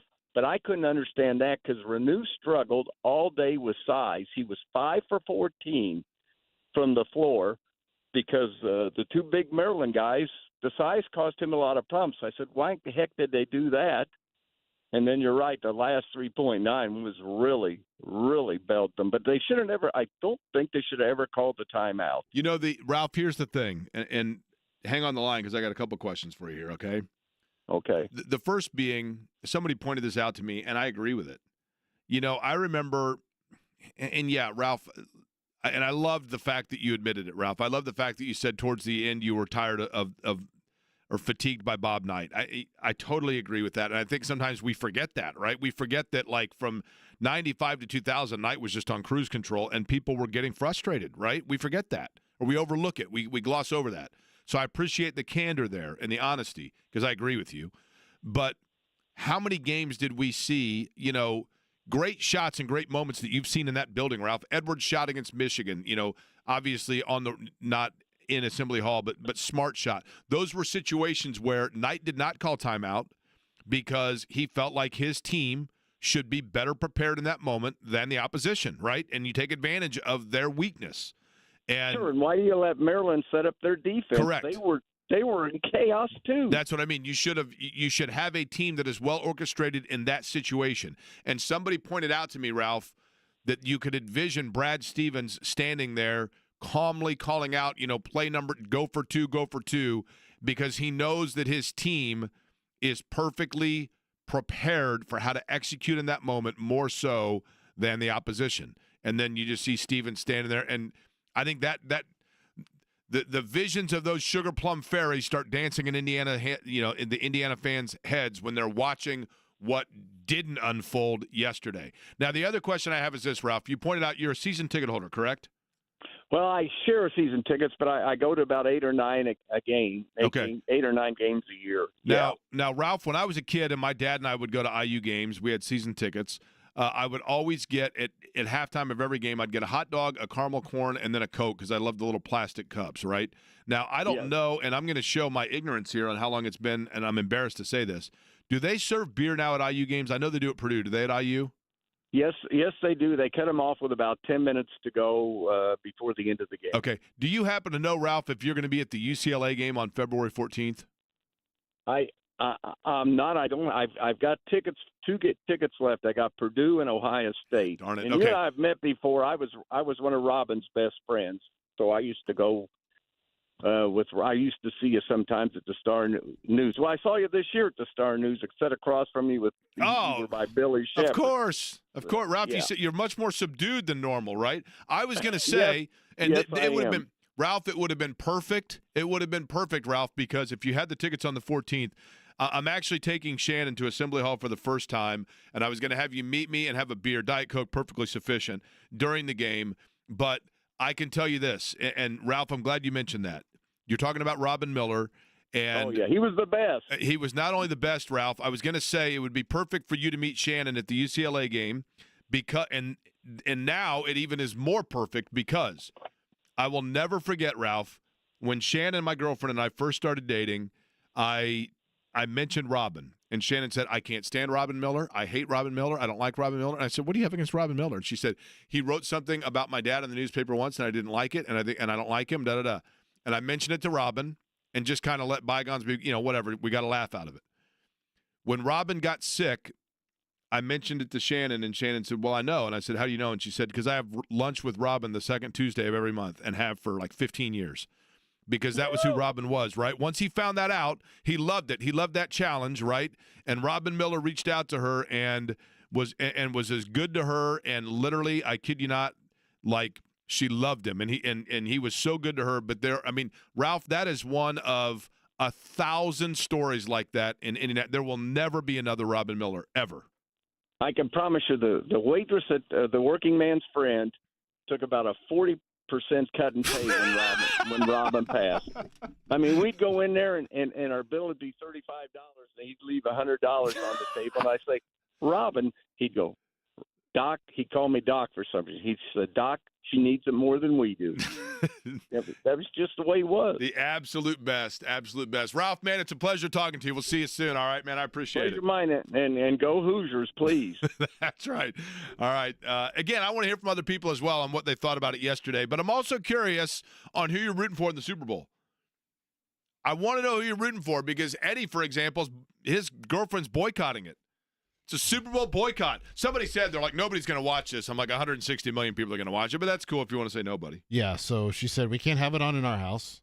I disclosed that on the air. Then my dad texts me, he goes, not going to be on at their house. So, Jake, can I come over and watch it with you and Boo? I might be watching Shawshank. Heck, I was about to say, we can watch Shawshank together, and then we can just roast Jimmy about how he hasn't seen it. That is a good point, because here's the thing. I made you watch Fast Times, and what happened? Loved it. How many times have you seen it now? I think 5. Okay. Your favorite character is? Oh, Jeff Spicoli. Okay. See, Eddie, and then man. a close Brad Hamilton. Close to. This is the influence I have. I'm molding great minds. 239-1070, by the way, Chapin 17.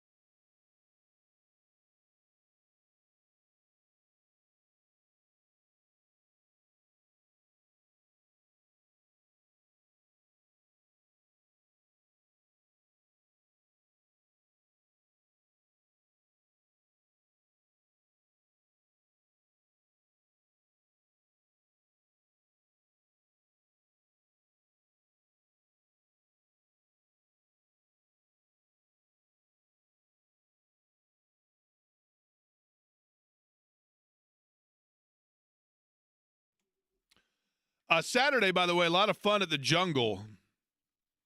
IU Indy, formerly IUPUI, now IU Indy. Paul Corsaro's group taking on John Kaufman's a good coach, too, and a fun dude for Purdue Fort Wayne, the Mastodons. Now, I don't know. John Kaufman had on super cool shoes during that game, and I was like, man, I've never seen those shoes before. They were cool, and they're an Under Armour school, so I assumed they were a variation of Under Armour. And so I sent a tweet to John Kaufman, the head coach at Purdue Fort Wayne, and he's a really fun guy. And I said, hey, what shoes are you and your staff wearing? And he wrote back, Magnani's from Christopher James Menswear. Great shoes and great men's store. Stop in next time you're in the fort. I thought, well, that's cool. A men's clothing store, a local place. He must have a deal with them. I can appreciate that. I'll go up and buy a pair of these shoes. $495. What? Yeah, $495 sneakers. Tennis shoes, whatever you want to call them. They're good-looking shoes, though. But it was a lot of fun being at that game, and then it was a little uncomfortable because I'm sitting there. Because Derek put his kid next to you and not Derek? Here's the thing so Derek Schultz went along with, right? And he brought his son. And we get there, and they were very kind, and I appreciate it. Who's they? IU Indy or IU Indy. Derek? Okay. IU Indy. So we bought tickets, and then IU Indy said, oh, wait a minute, do you guys want to move down here? And so they set out a couple of seats for us, which was very kind and very much appreciated, and it was very enjoyable. And we sat down, and first off, Derek dropped the king daddy of all swear words and in front of his kid, and his kid looked like his kid and he's like, oh, sorry, buddy, like, you didn't hear me say that word, to which point, of course, I said, you need to go home and immediately tell your mother about this. Like, this is ridiculous. It's inexcusable. This should not be allowed, not be permitted. But the seat next to me was empty, and about midway through the first, well, I'd say first, not midway through the first, probably 10 minutes into the game, they come down and say, oh, just so you know, the mayor's sitting there, and he's on his way now. And I said, oh, okay. So Mayor Hogsett sat next to me, and at one point they took a photo of Brian Brazzi. He's a really good guy who I've known forever that works for IU Indy now, and the mayor and myself. And I apologize. There's a woman that Brian works for at IU Indy that was there as well. Very nice in the athletic department. I can't recall her name, and I apologize for that. But at any rate, I felt bad sitting next to Hogsett because, it's always uncomfortable talking to the guy whose job you're going to take, right? That's right.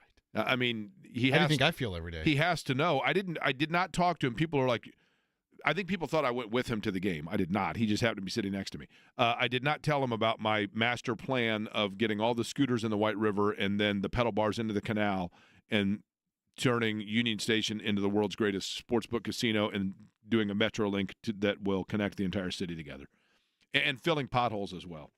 Didn't tell him of any of those things. Really, we talked basketball for like 5 minutes. It wasn't like I was sitting there, although I would have gladly conversed with him because my other option was Derek.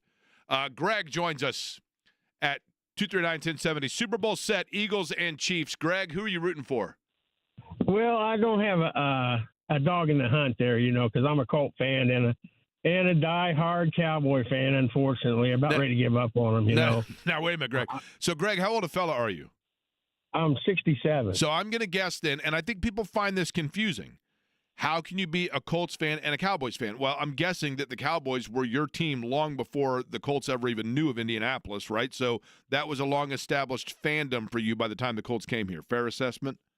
Yeah, I was rooting for the underdogs in the Ice Bowl, right, because everybody was a Packer fan. I just wanted to root for the underdog. Okay. And that's cool. I got hooked then, I'm still crying over that game, but that's another story. And then, of course, the Colts moved, from Baltimore to here, and then Peyton Manning and everything. And so I just had to become a fan, So. Okay, so what'd you think of the matchup itself? I mean, like, were you rooting for Buffalo or Kansas City? I wanted to talk about that play that Allen didn't make or he made, and it was marked different by both referees. But one thing people didn't notice was that 6 Chiefs were a helmet offsides on that play. If you check it out, their helmets were across the line. You're talking about the 4th and 1, right? Yeah. And not only that, Greg, I'll be honest, I thought they got it on 3rd down. I thought they crossed the marker twice. Yeah, you're correct about that. Yeah, but that was not as easy as a call for me to make, as the other one was, where they were blatantly offside, 6 of them, and it wasn't called. But it is what it is. The Chiefs have got some favorable calls, and it's all over the internet, of course, all this stuff, and you hate to think that everything is rigged or something like that, because But I'll tell you one thing I wanted to talk about was that 2-point safety. Did we lose, Craig? Yeah, I'm sorry. I'm in the car wash. And oh, you're in the car wash. What part of the car wash is going on right now? Are they? No. Were you in drive? Yeah, I was. Let's go. Greg, put the car in neutral, Greg. The car has to go in neutral. And then once it's in neutral, you just follow along with the little thing that carries you through. Do not open the sunroof, Greg. Do not open the sunroof. Keep the windows up. I think we lost Greg. No service within the within the car wash. But I hope Greg took advantage, by the way, before the end of the year with his monthly car wash program of getting $20 off any Central Indiana Jiffy Lube signature service oil change. But that expired at the end of the year. So unfortunately, Jiffy Lube, while still your one-stop shopping for all your vehicle needs, is no longer doing that in terms of your monthly car wash program. For what that's worth. But I appreciate the call. No, listen, there were plenty of I am not like referee conspiracy guy. I'm just not. But there were certainly in that game a number of plays that could have gone differently that absolutely you look at and go, that seems very questionable. They did not help themselves in trying to dismiss that theory. Terry's up next. Hey, Terry. Good afternoon, Jake. How are you? I'm fine, thanks. Yourself? Good. I've got a quandary. Thought Okay. I would get your advice. So a couple weeks ago, I put a pretty fat bet on the Chiefs to win the Super Bowl. Mm-hmm. And, of course, the odds back then were pretty good. Define fat, Terry. Define fat. $1,000. Okay. If I hang in and they win, it's $1,000. You win $1,000. Yeah. Okay. They're currently they're wanting to buy me out at $4.99. Well, what was your investment? $120. So you'd be profiting like $300? Yep. Terry, here's the you'd be profiting $379 or you'd be profiting $880, right? Depending. So you're looking at a $500 variation. Yep. So you're asking which I think you should do. Yep. How strong do you think that NFL wanting them to three-peat is? Not strong enough to overcome what I think is a dynamic offense in Philadelphia. I would take the burden. Let me ask you this, Terry. Yep. How badly does losing the $120 hurt you? Not bad. How significantly is the difference of $500 to you? Not that big. Okay, if it's not that big, then take the bird in the hand. Cash out now.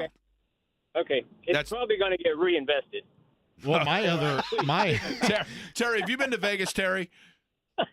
Have you been Yes, I have. Okay, the reason that those casinos are square blocks long, Terry, is because they don't actually build those off people winning. Take the cash and move on, Terry. I was going to say the other thing Terry could do is figure out however much he wants to put down on the Eagles to win to cover the bet of the Chiefs That's Super fair. Bowl. That's fair. Because either you're breaking free, you're losing Now- nothing, or you're going to win $600. Terry, do you ever remember that song called Talking Baseball? I'm Talking not recalling. baseball, da-da-da-da-da-da, talking base. You remember that song? They played at Indians games a lot. Yeah, I remember that. Okay, well, the name of the guy that did that was Terry Cashman. So I say cash out, Terry. Be Terry Cashman and cash it out. Head on about your way. That's just my advice. Now, I'm not the degenerate that Eddie is, but you guys are cycling it through and keeping the bills paid and keeping the lights on in Vegas. It's cool. Mike Chappell joins us next.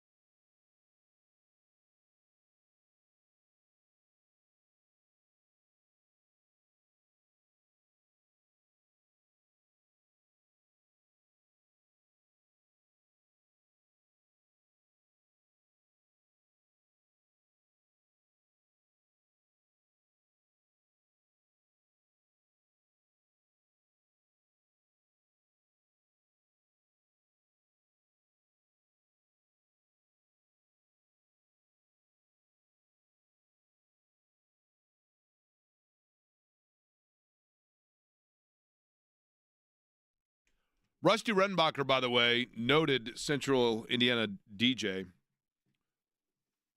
once said, and I can't remember if it was on social media or one time when I was talking to him, that he believes this is the definition of the perfect song.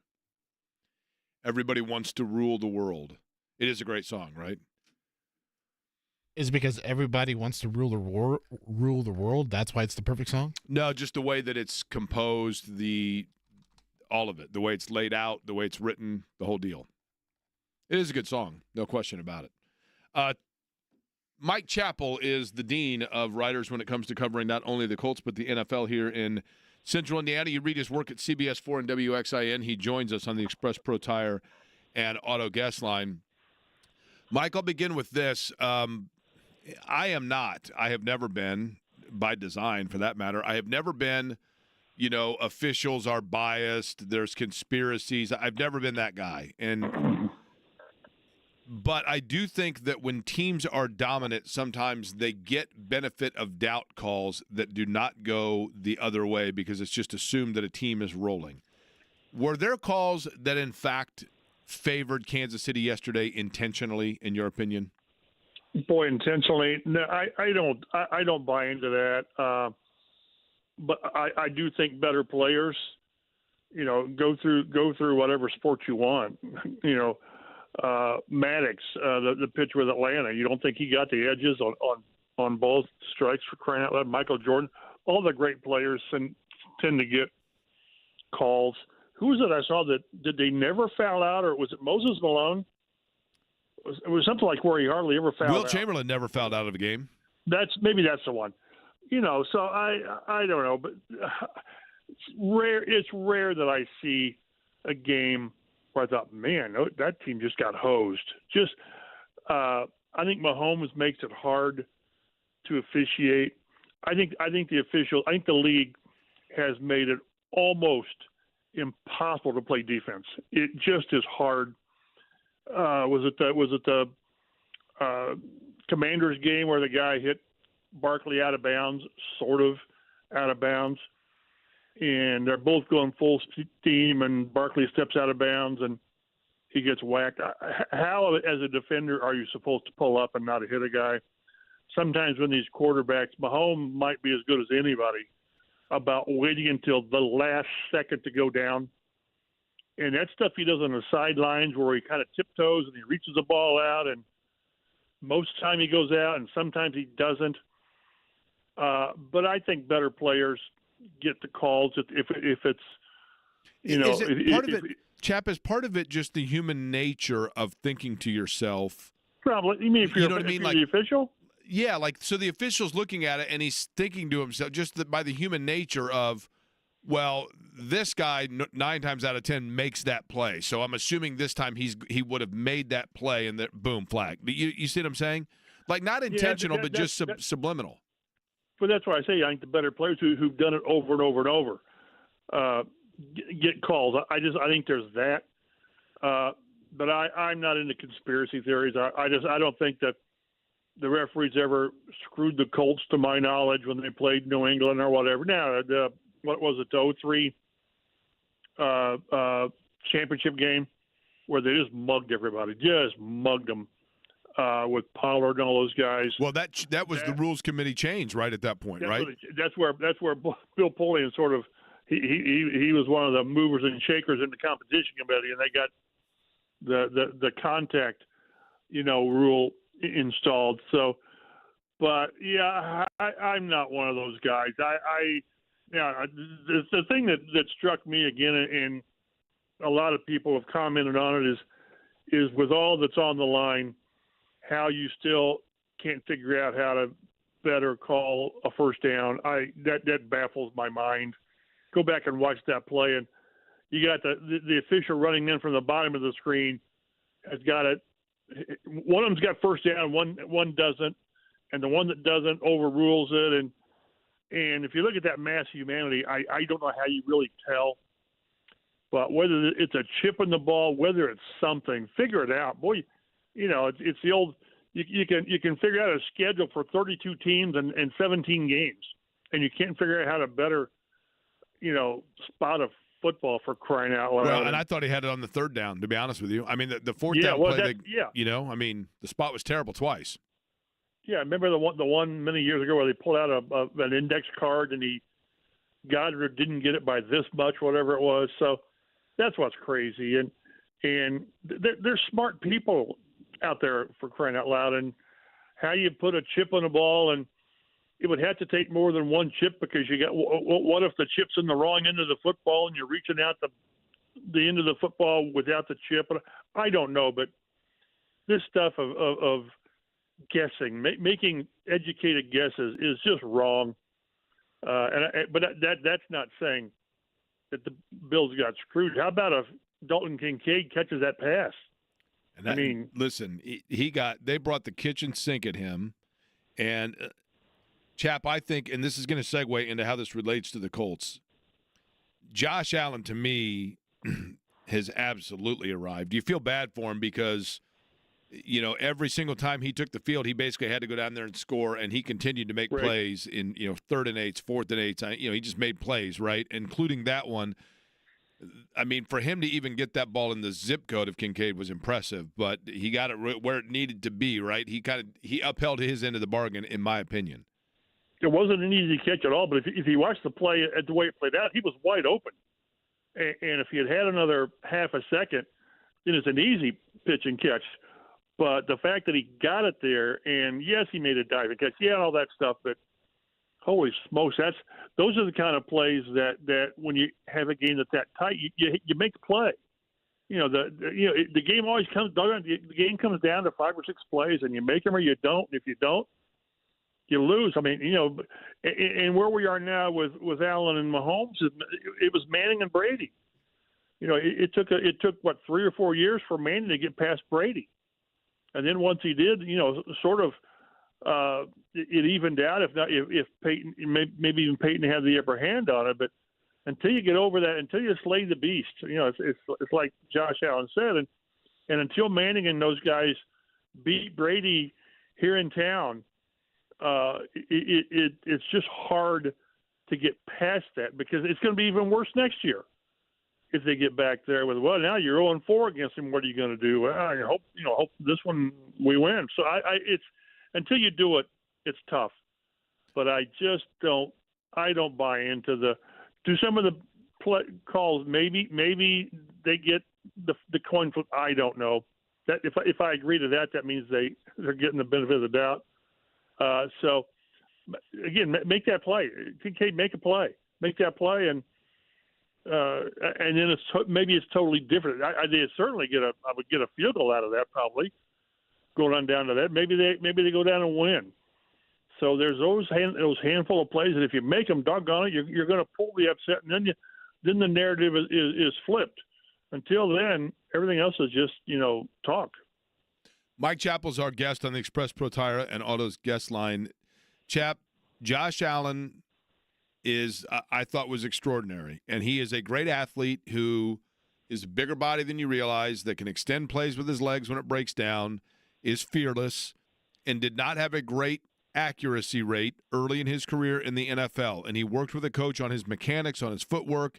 He did have, I think, at Wyoming, a better precursor, or, if you will, forecast in terms of accuracy than did Anthony Richardson coming out of Florida. But Richardson now apparently is going to work in the offseason with the same coach that worked with Josh Allen. Is there enough for Richardson to be able to look at it and say it is strictly mechanics away from him having that kind of an arm and that kind of an accuracy? I think so. I mean, because and one thing that might be in his favor is he hasn't had as long to develop all the bad habits. Again, 13 games at Florida, and whatever it's been here, 15 starts. So it's not like he's had 5 years of college ball to where, or whatever Josh Allen played, to where, man, we really got to retool this guy. So anything, how many of those passes did we see from Richardson? Even the one early, the deep one to Alec Pierce early. Remember, it was the arm strength, and he's kind of rocking back. He's falling backwards, right? Yeah. Yeah. How many times did we see where he just doesn't have the footwork and the mechanics and to do things the right way? and it's all understandable. It is because of the short college career and the short rookie season with the shoulder, and the last off season was all about rehab. And see, it's where we're getting to be is we're running out of – someone's running out of excuses to say this is why he is who he is and why he isn't who he needs to be. This off season should – I mean, if we get to training camp or even when we're out there for OTAs, and I think we should see a different type of quarterback. We just should. I'm not talking style. He's still going to run the ball, and then you cross your fingers and all that, but you've got to be able to make those, the old layups. And that this is, I remember I read Stephen Holder's story, and this is sort of, a lot of this is about the mechanics of ball placement and in the short intermediate passes.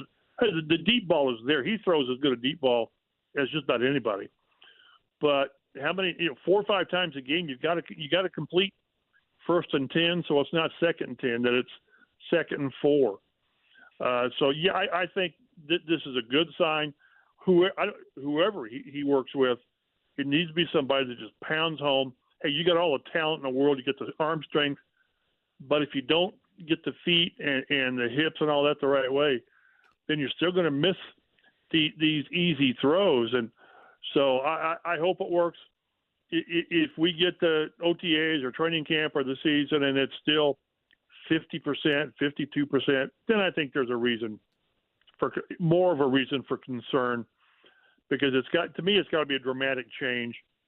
I know Josh Allen was like maybe a 3-year progression from rookie year to the 3rd year to where there was really market improvement.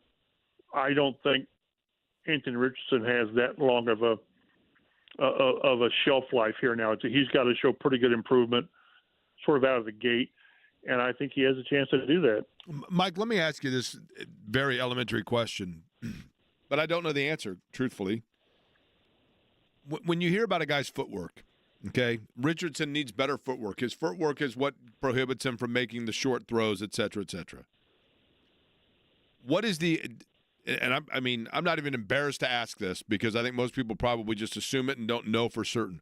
What is the proper footwork? When you're releasing the ball, your feet should be where? I'm assuming that means both feet need to be pointing right towards the direction of where the pass is going. I don't know. Does it mean that your feet just simply have to be stable? Yeah, and the shoulders square up. I remember when Peyton got – again, I'm not had a happy feet, right? That's what they called it, happy feet. And I remember David Fulmer, his coach at Tennessee, said, "No, that's the way we coached it. You're always having your feet active, and then when it comes time, you plant them." And one thing that just it still sticks with me is one of the most important people in Peyton's development was Jim Caldwell as his quarterbacks coach, because Peyton demanded to be coached, and he knew that come November, when you're tired and you're maybe beat up, you lose some of that footwork and fun when you get lazy. And he wanted Jim Caldwell to hammer on him. Hey, you're getting lazy. You're not doing this. You're not following through. And Peyton said sometimes he'd get lazy because he'd hand the ball off to Edgerrin, and he wanted to follow him. He wanted to watch the play. Well, that hurt his handoffs and to follow through and all that. So, I don't know all the mechanics, what needs to be done. But you watch the quarterbacks, and there's balance, and your shoulders are squared up. And whenever you see guys throwing across their body, and I'm not getting into the sidearm throws that you see Mahomes or Stafford guys. I'm talking over the top, squared up, and you're doing things. It's kind of like when you see it, you know it, and you see guys that's the right way of doing it, and then you see a guy rocking back where he loses balance, and that just messes everything up. So again, getting with the guy who I didn't care who it was, whether it was this guy or Tom House, somebody is teaching basically how to play the position. Because too often, again, you watch Richardson, and he's allowing his athleticism and his arm strength and just his sheer skill to throw the football. Well, it's so much more than that, and we've seen that. If you don't do it the right way, you sail a ball over Josh Downs' head from 10 yards away or whatever. So again, I didn't go into quarterback coaching because I don't know beans about it, but I do know when I see a good one, I'm seeing a bad one, and I've seen way more bad mechanics and fundamentals from Richardson than I have good. Mike, you know this from working in media. Mike Chappell, our guest from CBS4 and WXA and Fox 59. Whenever a new boss comes in, a new editor, a new program director, a new news director, whatever it might be, whenever a new boss comes in, everybody sits around and goes, so what are you hearing? Like, and what is he going to bring anybody with him, et cetera, et cetera. The Colts have a new defensive coordinator, Lou Anarumo. What players on the Colts defense do you think are the ones that are looking at it going, gosh, I don't know, man, this may not fit what I'm used to doing? Well, that's a good question. Linebackers, maybe.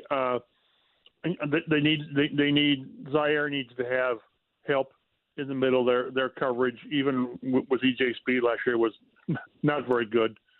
So, but I don't think that's Zaire Franklin thinking, how am I going to fit here? They need to bring in a linebacker who's much better at coverage. On the defensive line, I think they're fine there. They certainly lack Trey Hendrickson. They don't have that guy. And I don't know if Latu. I mean, it'd be a big jump to see Latu go from 4 sacks to 12. But the player that should be embracing this is Kenny Moore. I mean, this is back where he could be featured like he was with Eberflus, to where Kenny Moore became really a weapon. And not that he wasn't with Gus Bradley, but I think the way that Anarumo used Mike Hilton in Cincinnati is blitzing and coming out of the slot. That's Kenny Moore. That's Kenny Moore's game, and I think he could see a real boost in difference-making plays, whether it's a sack, whether it's a forced fumble, whether it's a tackle for loss, whatever. But yeah, I don't know that there should be a player saying, "Man, how do I fit here?" I really don't. Is Liatu a guy that scheme can turn loose, or is that strictly a matter of just him getting more comfortable? Because I thought he would have a bigger year, quite, frankly. Maybe health was an issue there, and it does take a while. It took Freeney a while to get going. It took Mathis a while to get going. Is it scheme to turn him loose, or is it strictly Liatu getting more familiar with how lines work in the NFL versus college? Probably comfort level, I think. Again, he had, was it 4 sacks, and Jared Verse was, in some frames, the defensive rookie of the year. Their stats were really pretty close.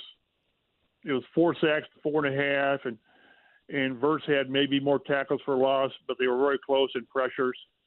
So I think Latu had a really good season that maybe if 3 or 4 more, if he closed on plays instead of, like Dwight Freeney was maybe the master of the almost sack. But I don't think Latu had a bad season at all. It's just that when you only have 4 instead of 7, it shows things differently. And I thought he wore down as the season went on a little bit, which is understandable with a rookie. Again, you leave college, you start training for the combine, and then you're right into rookie minicamp, and you don't have much time to catch your breath. I think he's got a chance to be pretty good. And they need that. Because who knows what Ebukam is going to be if he comes back from the Achilles. I mean, maybe he's a guy they cut for cap savings, which would be cruel, but they could do it. But the thing that the catch-22 here is you still need to invest in players defensively, maybe through the draft, to your point. But at the same time, you got too many holes on offense to fill, right? You got to find yourself a tight end. You got to find some young guns to go with Richardson. I mean, I like Pittman. I like Pierce. A.D. Mitchell, jury's out, right? And Jonathan Taylor ain't going to be around forever. I mean, they're just – it feels like, Braden Smith, I mean, they just have – it feels to me like a roster that doesn't necessarily have below a 5 at any position, but they don't have enough 9s and 10s. I just remember talking to Bruce Arians and Rick Venturi, and this is always about is how do your 6 or 7 players, best players, stack up against theirs? Or is yours better than theirs or not? And it's the top end of your roster that makes a difference. And again, I think you're right. There's some holes on offense. Tight end. I watched, of course, I just said Kincaid's got to make that catch, and Mark Andrews drops the one. But you still see tight ends making plays all the time. They need a tight end. Now, whether they get one in the draft with the kid from Penn State, who's Tyler Warren, looks pretty good. But boy, they've got to have a corner. They need a safety because you're probably going to lose Blackman, and you're going to lose E.J. Speed, so you need a weak side linebacker. So that's why I say they'll never get away from using the draft. They won't, because that's like what that's in Ballard's blood. That's how you do it. But doggone it, you need to add 3 or 4 players through free agency, and these won't be. Well, these are Colts. These are horseshoe guys. No, they're 2-year fill-ins. It's Justin Houston. It's Stephon Gilmore, although he was here for 1 year. But Xavier Rhodes, although he was here for 1 year. It's that instant plug you need because you don't have a strong outside corner, and you're going to need a safety like Anarumo had in Cincy with Jesse Bates. So. That's why I say they'll fill one of these needs with the top end of the draft, maybe both, first round, second round, tight end, corner. Fine, I'm fine with that. But boy, you need veteran guys at like 3 spots, and I agree with you. I'd love to see another receiver who can take the top off, because I know Reggie Wayne's not ready to give up on Mitchell at all, although he had a historically bad year. I was looking in what was it, 41% catch rate. It's the worst in franchise history with a guy that had at least 50 targets. He supplanted, I think, Sean Dawkins. I was going to say, whose record did he break? I think it was Sean Dawkins or Floyd Turner. One of those guys had like 122 targets, and they caught like 53 of that. Holy smokes! So you're coming off a year where the quarterback set a record for the worst completion percentage, and you have your receiver set a record for the worst completion catch percentage. So that's why you got to use the draft, but doggone, you've got to be active in free agency to bring in guys who are going to play significant minutes. Chap, I can't remember lastly, but when Sean Dawkins, Floyd Turner, that group, the letter rip Marchibroda team where Jim Harbaugh took them on a ride. There was somebody that was going to be the starter before Harbaugh really took over, and I always get these two confused. It was either Craig Erickson or Steve Walsh that they brought in a trade from Tampa, I think, and they thought that was going to be the franchise, and it didn't work out, right? Remember, they brought in Erickson and they brought in Flipper Anderson at about the same time. That's right, Flipper Anderson, yep. And Flipper played one game and he blew his knee up. He was either in the first game or the second game, and then Craig Erickson just never. He got replaced early on, and I can still remember. And you always talk about how quarterbacks are wired. If you're a backup, you need to want to be the starter. And Craig Erickson, God love him, it didn't bother him to be the backup. It just didn't, which is not a good thing. Joe Flacco knew he was a backup, but he wanted to play. Right. But no, those names kind of jump out at me. I remember because the big moves were Erickson and Flipper, and neither one of them panned out at all. And at that time, Flipper Anderson had the record for most receiving yards in an NFL game, I believe, a record that stood for a long time. 280 some or whatever it was, 300 and some. The Rams, a long time. It was against it might have been against Jim Morris Saints. I wonder if that was the Diddley Poo game. Might have been the Diddley Poo game, right? Who knows? We had a lot of good sound bites from more from New Orleans than here. He had a couple here, but his really, really good ones. Yeah, he's outside great. Of playoff was in New Orleans. He's the best. All right, chap. I thoroughly enjoyed him. He was great. Appreciate it, man. We'll talk to you soon. Talk to you next week. All right, Mike Chappell, CBS 4 and WXN. Yeah, Mora, when I don't know, a handful of years ago when I was doing the show with Derek, and we had Mora on for a Catching Up With series, and it was one of the best interviews we've ever done. He was great. Such a nice dude to us, and that was when he announced that he said to us, because they were doing Peyton Manning's Ring of Honor, and he had made up his mind that day that he was not going to attend because he wasn't comfortable being around Bill Polian. And he said it on the radio. He's like, look, I'm not going to be there. Here's why. I love Peyton, but I'm just not comfortable back there, and the way things ended. And I always respected the heck out of Jim Mora for the fact that the reason his tenure came to an end in Indianapolis is because he was told that he had to fire Vic Fangio as the defensive coordinator. And Mora said, I don't think he merits being fired. I think he's done a good job. I think the players that we have, I think he's done a good job with them. And they said, well, then if you don't fire him, then you're fired. And he said, I guess I'm fired then. And that's when he came out in that press conference and banged the wall and said, stuff just happens, just stuff, stuff. And that was why the famous playoffs rant starts out with him coming in and saying, well, I'll tell you this much, don't blame that loss on the defense, okay? Because he knew that Vic Fangio was under fire, and he truly believed in him. And a military guy, man, Mora just had that mentality of you go down with your guys, and he went down with them. And I always thought that was impressive.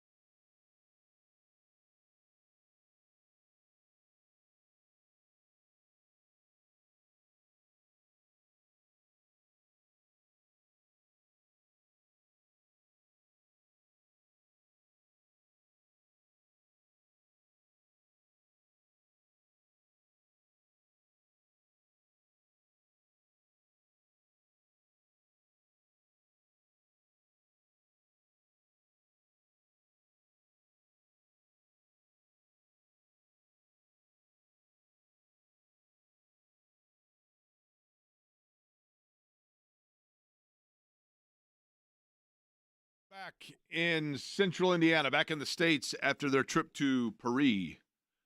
And leaving Paris, if you will, at least with a better taste in their mouth than what they experienced in game number 1 against the Spurs.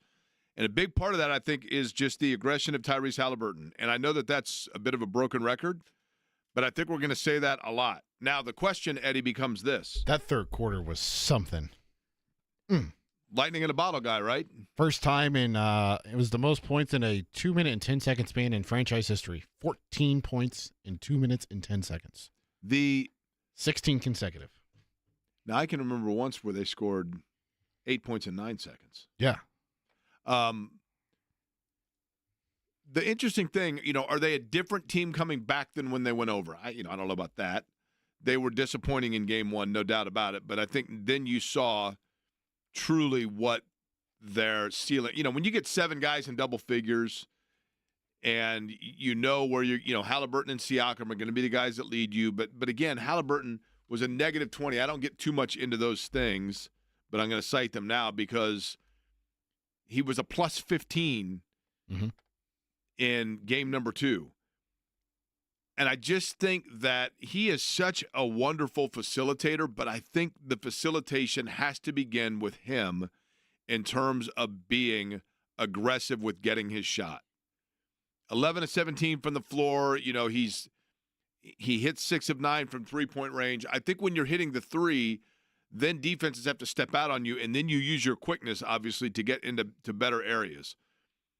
But if you look at the contributions they got, Mathurin now is a guy that you look at and you go, okay, do you start Mathurin or do you eventually start Nesmith?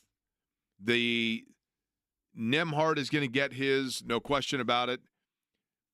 And a guy that I, admittedly, I was kind of down on, and now I really want to see him stay in rotation because I feel like a corner has been turned. But what do you do, Eddie, with Jarris Walker? Where do you squeeze him in, right? Mm-hmm. It's the dilemma that Rick Carlisle is in on a night-to-night basis between him and Ben Shepherd. The unfortunate part about it for Jarris Walker's position is that usually Ben Shepherd does not make mistakes. He's always in the right place. He's always doing what is asked. He's always hustling on the floor, and that's hard to take off the court in this situation. And with Nesmith, I think he eclipsed 20 minutes. I think he played 21 minutes Saturday. You would assume that is going to continue to grow, and Toppin's already losing minutes as it is because of it. Toppin played like 13 and 16 minutes. Doesn't it feel like as they shorten the rotation here, and I'm not saying he has to do that right away, but invariably and inevitably that happens. When the rotation starts to shrink down, Toppin, Walker, Shepherd, and Nesmith. Mm-hmm. Really, 2 at max 3 of those 4 stay in, and one of them gets squeezed out. And it kind of feels like it would be Walker. Yeah. But I hate that because he's a young player, and I just really feel like he is one that you can continue to kind of grow with. Where if you were to list ceilings, Walker, to me, is the furthest still from his ceiling than the others are. 100%. 100%. Shepherd's probably already there. Think so? I don't know how much better he can get. Like, he's going to be your 3-and-D guy. He's going to stand in the corner, shoot a 3 when it's open, and he's going to defend his butt off against the best opposing offensive player whenever he's on the floor. By the way, do you want to know one guy on the roster that I'm like, where did this guy come from? Like in the movie Hoosiers, if you watch Hoosiers, in the beginning of Hoosiers, you get the 2 guys that get kicked off, right? Mm-hmm. It's your funeral. Then they come back. Coach, I'd be much obliged if you bring him back on the team. The other guy, only one of the 2 comes back, right? I think it's Strap that comes back.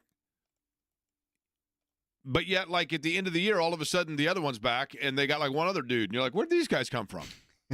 Right? Yeah. What happened here? Like,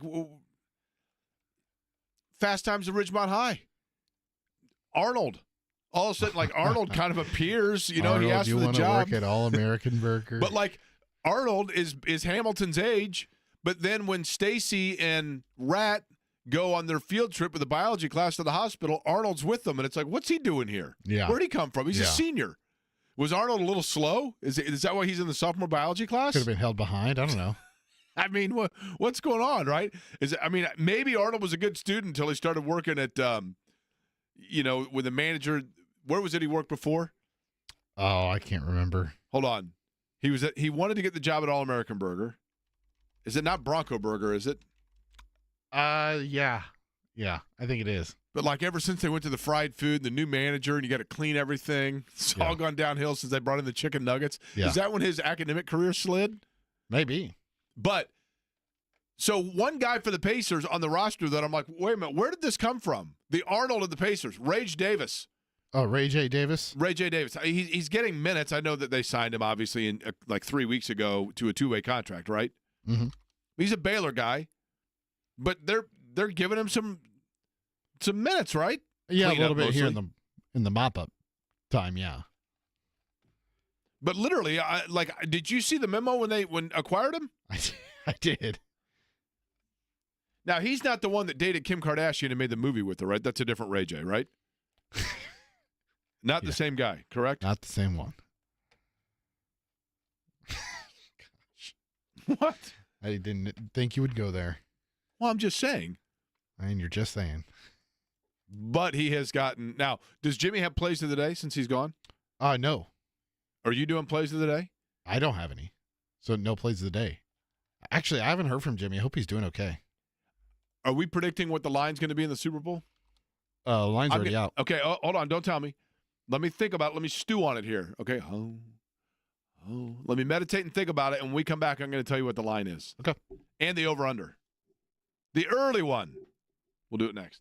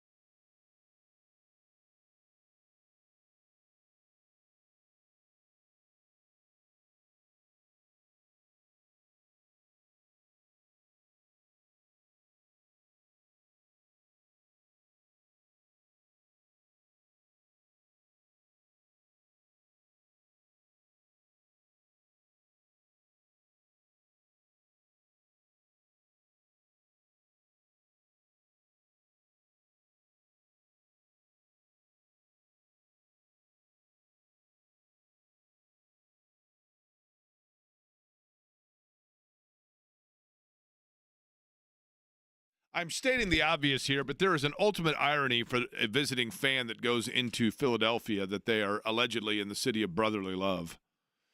Apparently, there's no familial relationship if you go in between one fan to another, because it's what did we say that the Aussies called the Eagles fans? Eddie? Yabos. Yabos, yeah, bunch of Yabos out there.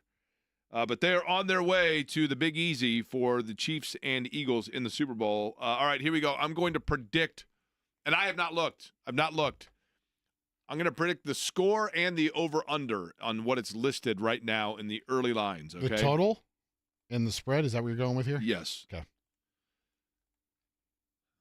Here's the thing. I know that Kansas City is going to be favored, but, man, when you look at what Philadelphia did offensively and just, Saquon Barkley and Jalen Hurts is playing at a high level and Sirianni's obviously a good offensive coach. But, Kansas City's Kansas City. I'm going to say, Eddie, and you tell me what are we doing here? And Price is Right. I've got to get within what, a point and a half for it to count as a win here? I was going to say a point. Okay. I'm going to say the early line right now is that Kansas City is favored by 4.5. KC by 7. Okay. Go ahead and hit me with it. Kansas City minus 1.5. Okay, so it is. I was going to say that's basically a pick 'em, right? Mm-hmm. Now the over/under is tricky. I'll go, and I don't know. I mean, I don't pay attention to these things enough. Are over/unders typically a big number, or is it like do they usually Depends go on pretty what conservative? Constitute as a big number. Well, do they? If two high-flying offenses are going at, do they usually reflect exactly that? I'll just for example, and I have no idea if this is like an astronomical number. Okay, let me put it to you this way, Eddie. What is a number on an over/under when you see it, your eyes open up and you go, "Wow, they're really expecting a lot of offense here." Anything over 50. Okay, I'm going to say the over/under for the Super Bowl is 52.5. Am I close? Yeah, you're close. 54.5. Going the wrong way. 50.5. 49.5. You got to hammer the over on that, don't you? Well, maybe. You got two really good defenses. Yeah, but you got two great offenses. Depends on if you think the defenses are better at limiting the offense or the offense will expose the defense. A 28-24 game, would that surprise you? Not at all. What would be the most novel Super Bowl you can think of? And by that I mean the two franchises. I mean, Buffalo and Detroit are like uber sexy, right? Because Buffalo is, Josh Allen's very fun to watch, and just the Bills Mafia in general and the story of the Bills, I get it. Detroit, same thing. Their offense is fun to watch. They got cool-looking helmets. They're flavor of the month. They're a Rust Belt, tough luck city that's knocked on the door. Not even knocked on the door, really. They've been totally irrelevant for so long, and now here they are. So, people would like to see those two teams. So taking those two out of it and taking the Colts out of it, because people here want the Colts, give me two teams that if they matched up in the Super Bowl, you'd go, this is fun and refreshing and awesome, and I'm ready to watch it because, gosh, whoever would have thought these two franchises, but this is just so different, kind of what Kansas City was the first time they broke through, right? Who would it be? I felt like we got that a couple of years ago with Cincinnati and L.A. when it was the Bengals and the Rams. Yeah, that's good. Like a team that has nothing about it that's dislikable. Miami. Okay. They got they score points in a big way and they're fun in that regard. That's fair. I know some people could say Denver, but I know there's a contingent of people out there that don't care for Sean Payton. Well, especially here, probably, right? Yeah. NFC-wise, it's tough because obviously in the East you've got three hated teams in there, and Dallas, New York, and Philly. Arizona? Maybe. Seattle? Seattle for sure. Washington for sure. My sister's become a huge Jaden Daniels fan. It's hard not to be. Yeah. That dude is a baller. He is, man. Allen has the same thing here. I mean, Mahomes obviously has this, though, but just like the laser pinpoint accuracy with which he throws the ball is just like, holy cow, man. And the moxie, just like the calm under pressure and the that's poise. with Daniels, you wonder if that maintains, or is he just like, did he finally taste his own blood? I didn't think he mean? played bad. It's just defense couldn't get enough stops. I mean, they come out and they have that ridiculously long drive, and they settle for 3 after going for it on 4th down 3 times, and throws Tom Brady into a tizzy. He was like, oh, I can't believe they're doing this. Can't believe they're kicking the field goal. By the way, John says, Jake, I went to high school and grade school with Witt, the player that got kicked off and then was let back on the team in Hoosiers. He hates it when people tell him he ain't no gizzard. Gizzard, nice. Well, that's what he says, right? I ain't no gizzard. And he walks off. It's been so long since I've seen that movie. Yeah, so anyway, it just the reason I asked that question, it does feel like these are two pretty stale teams. I once heard that Bruce Arians compared Jaden Daniels to Andrew Luck in terms of their calm, their poise, and their composure, and their leadership, and the way they handle the team, and the way they turn things around. I'm like, ooh. Yeah. You know, Arians is a funny guy because I think people forget that Bruce Arians was a coach here before with Manning in Manning's rookie year. And I remember in Anderson going up and doing a story on Manning when I was at Channel 6. And so we're like, well, we should interview Bruce Arians. And Bruce Arians had a mullet and Oakley blades and a baseball hat on. He had the I mean, I was like, is this guy, wait a minute, like, did he drive a pickup truck here? I think he'd come from Pittsburgh. And he looked like literally, frankly, he looked like he was from Eastern Green. Speaking of which, JMV has walked in. Eastern Green, baby. Wearing his what shirt is Eastern that? Green got mentioned by Gus on Friday night. Gus Johnson. Did they? Yeah, when Dusty's team got bum rushed by the Boilermakers on Friday night. Yeah, they did. John, I was talking earlier about it could be interesting and uncomfortable for Indiana if Indiana is to lose their next 2, and I don't know that they will, but they go to Purdue and then Wisconsin. Yep. They will have lost 6 of 7. What, Scott Dolson calling Dusty?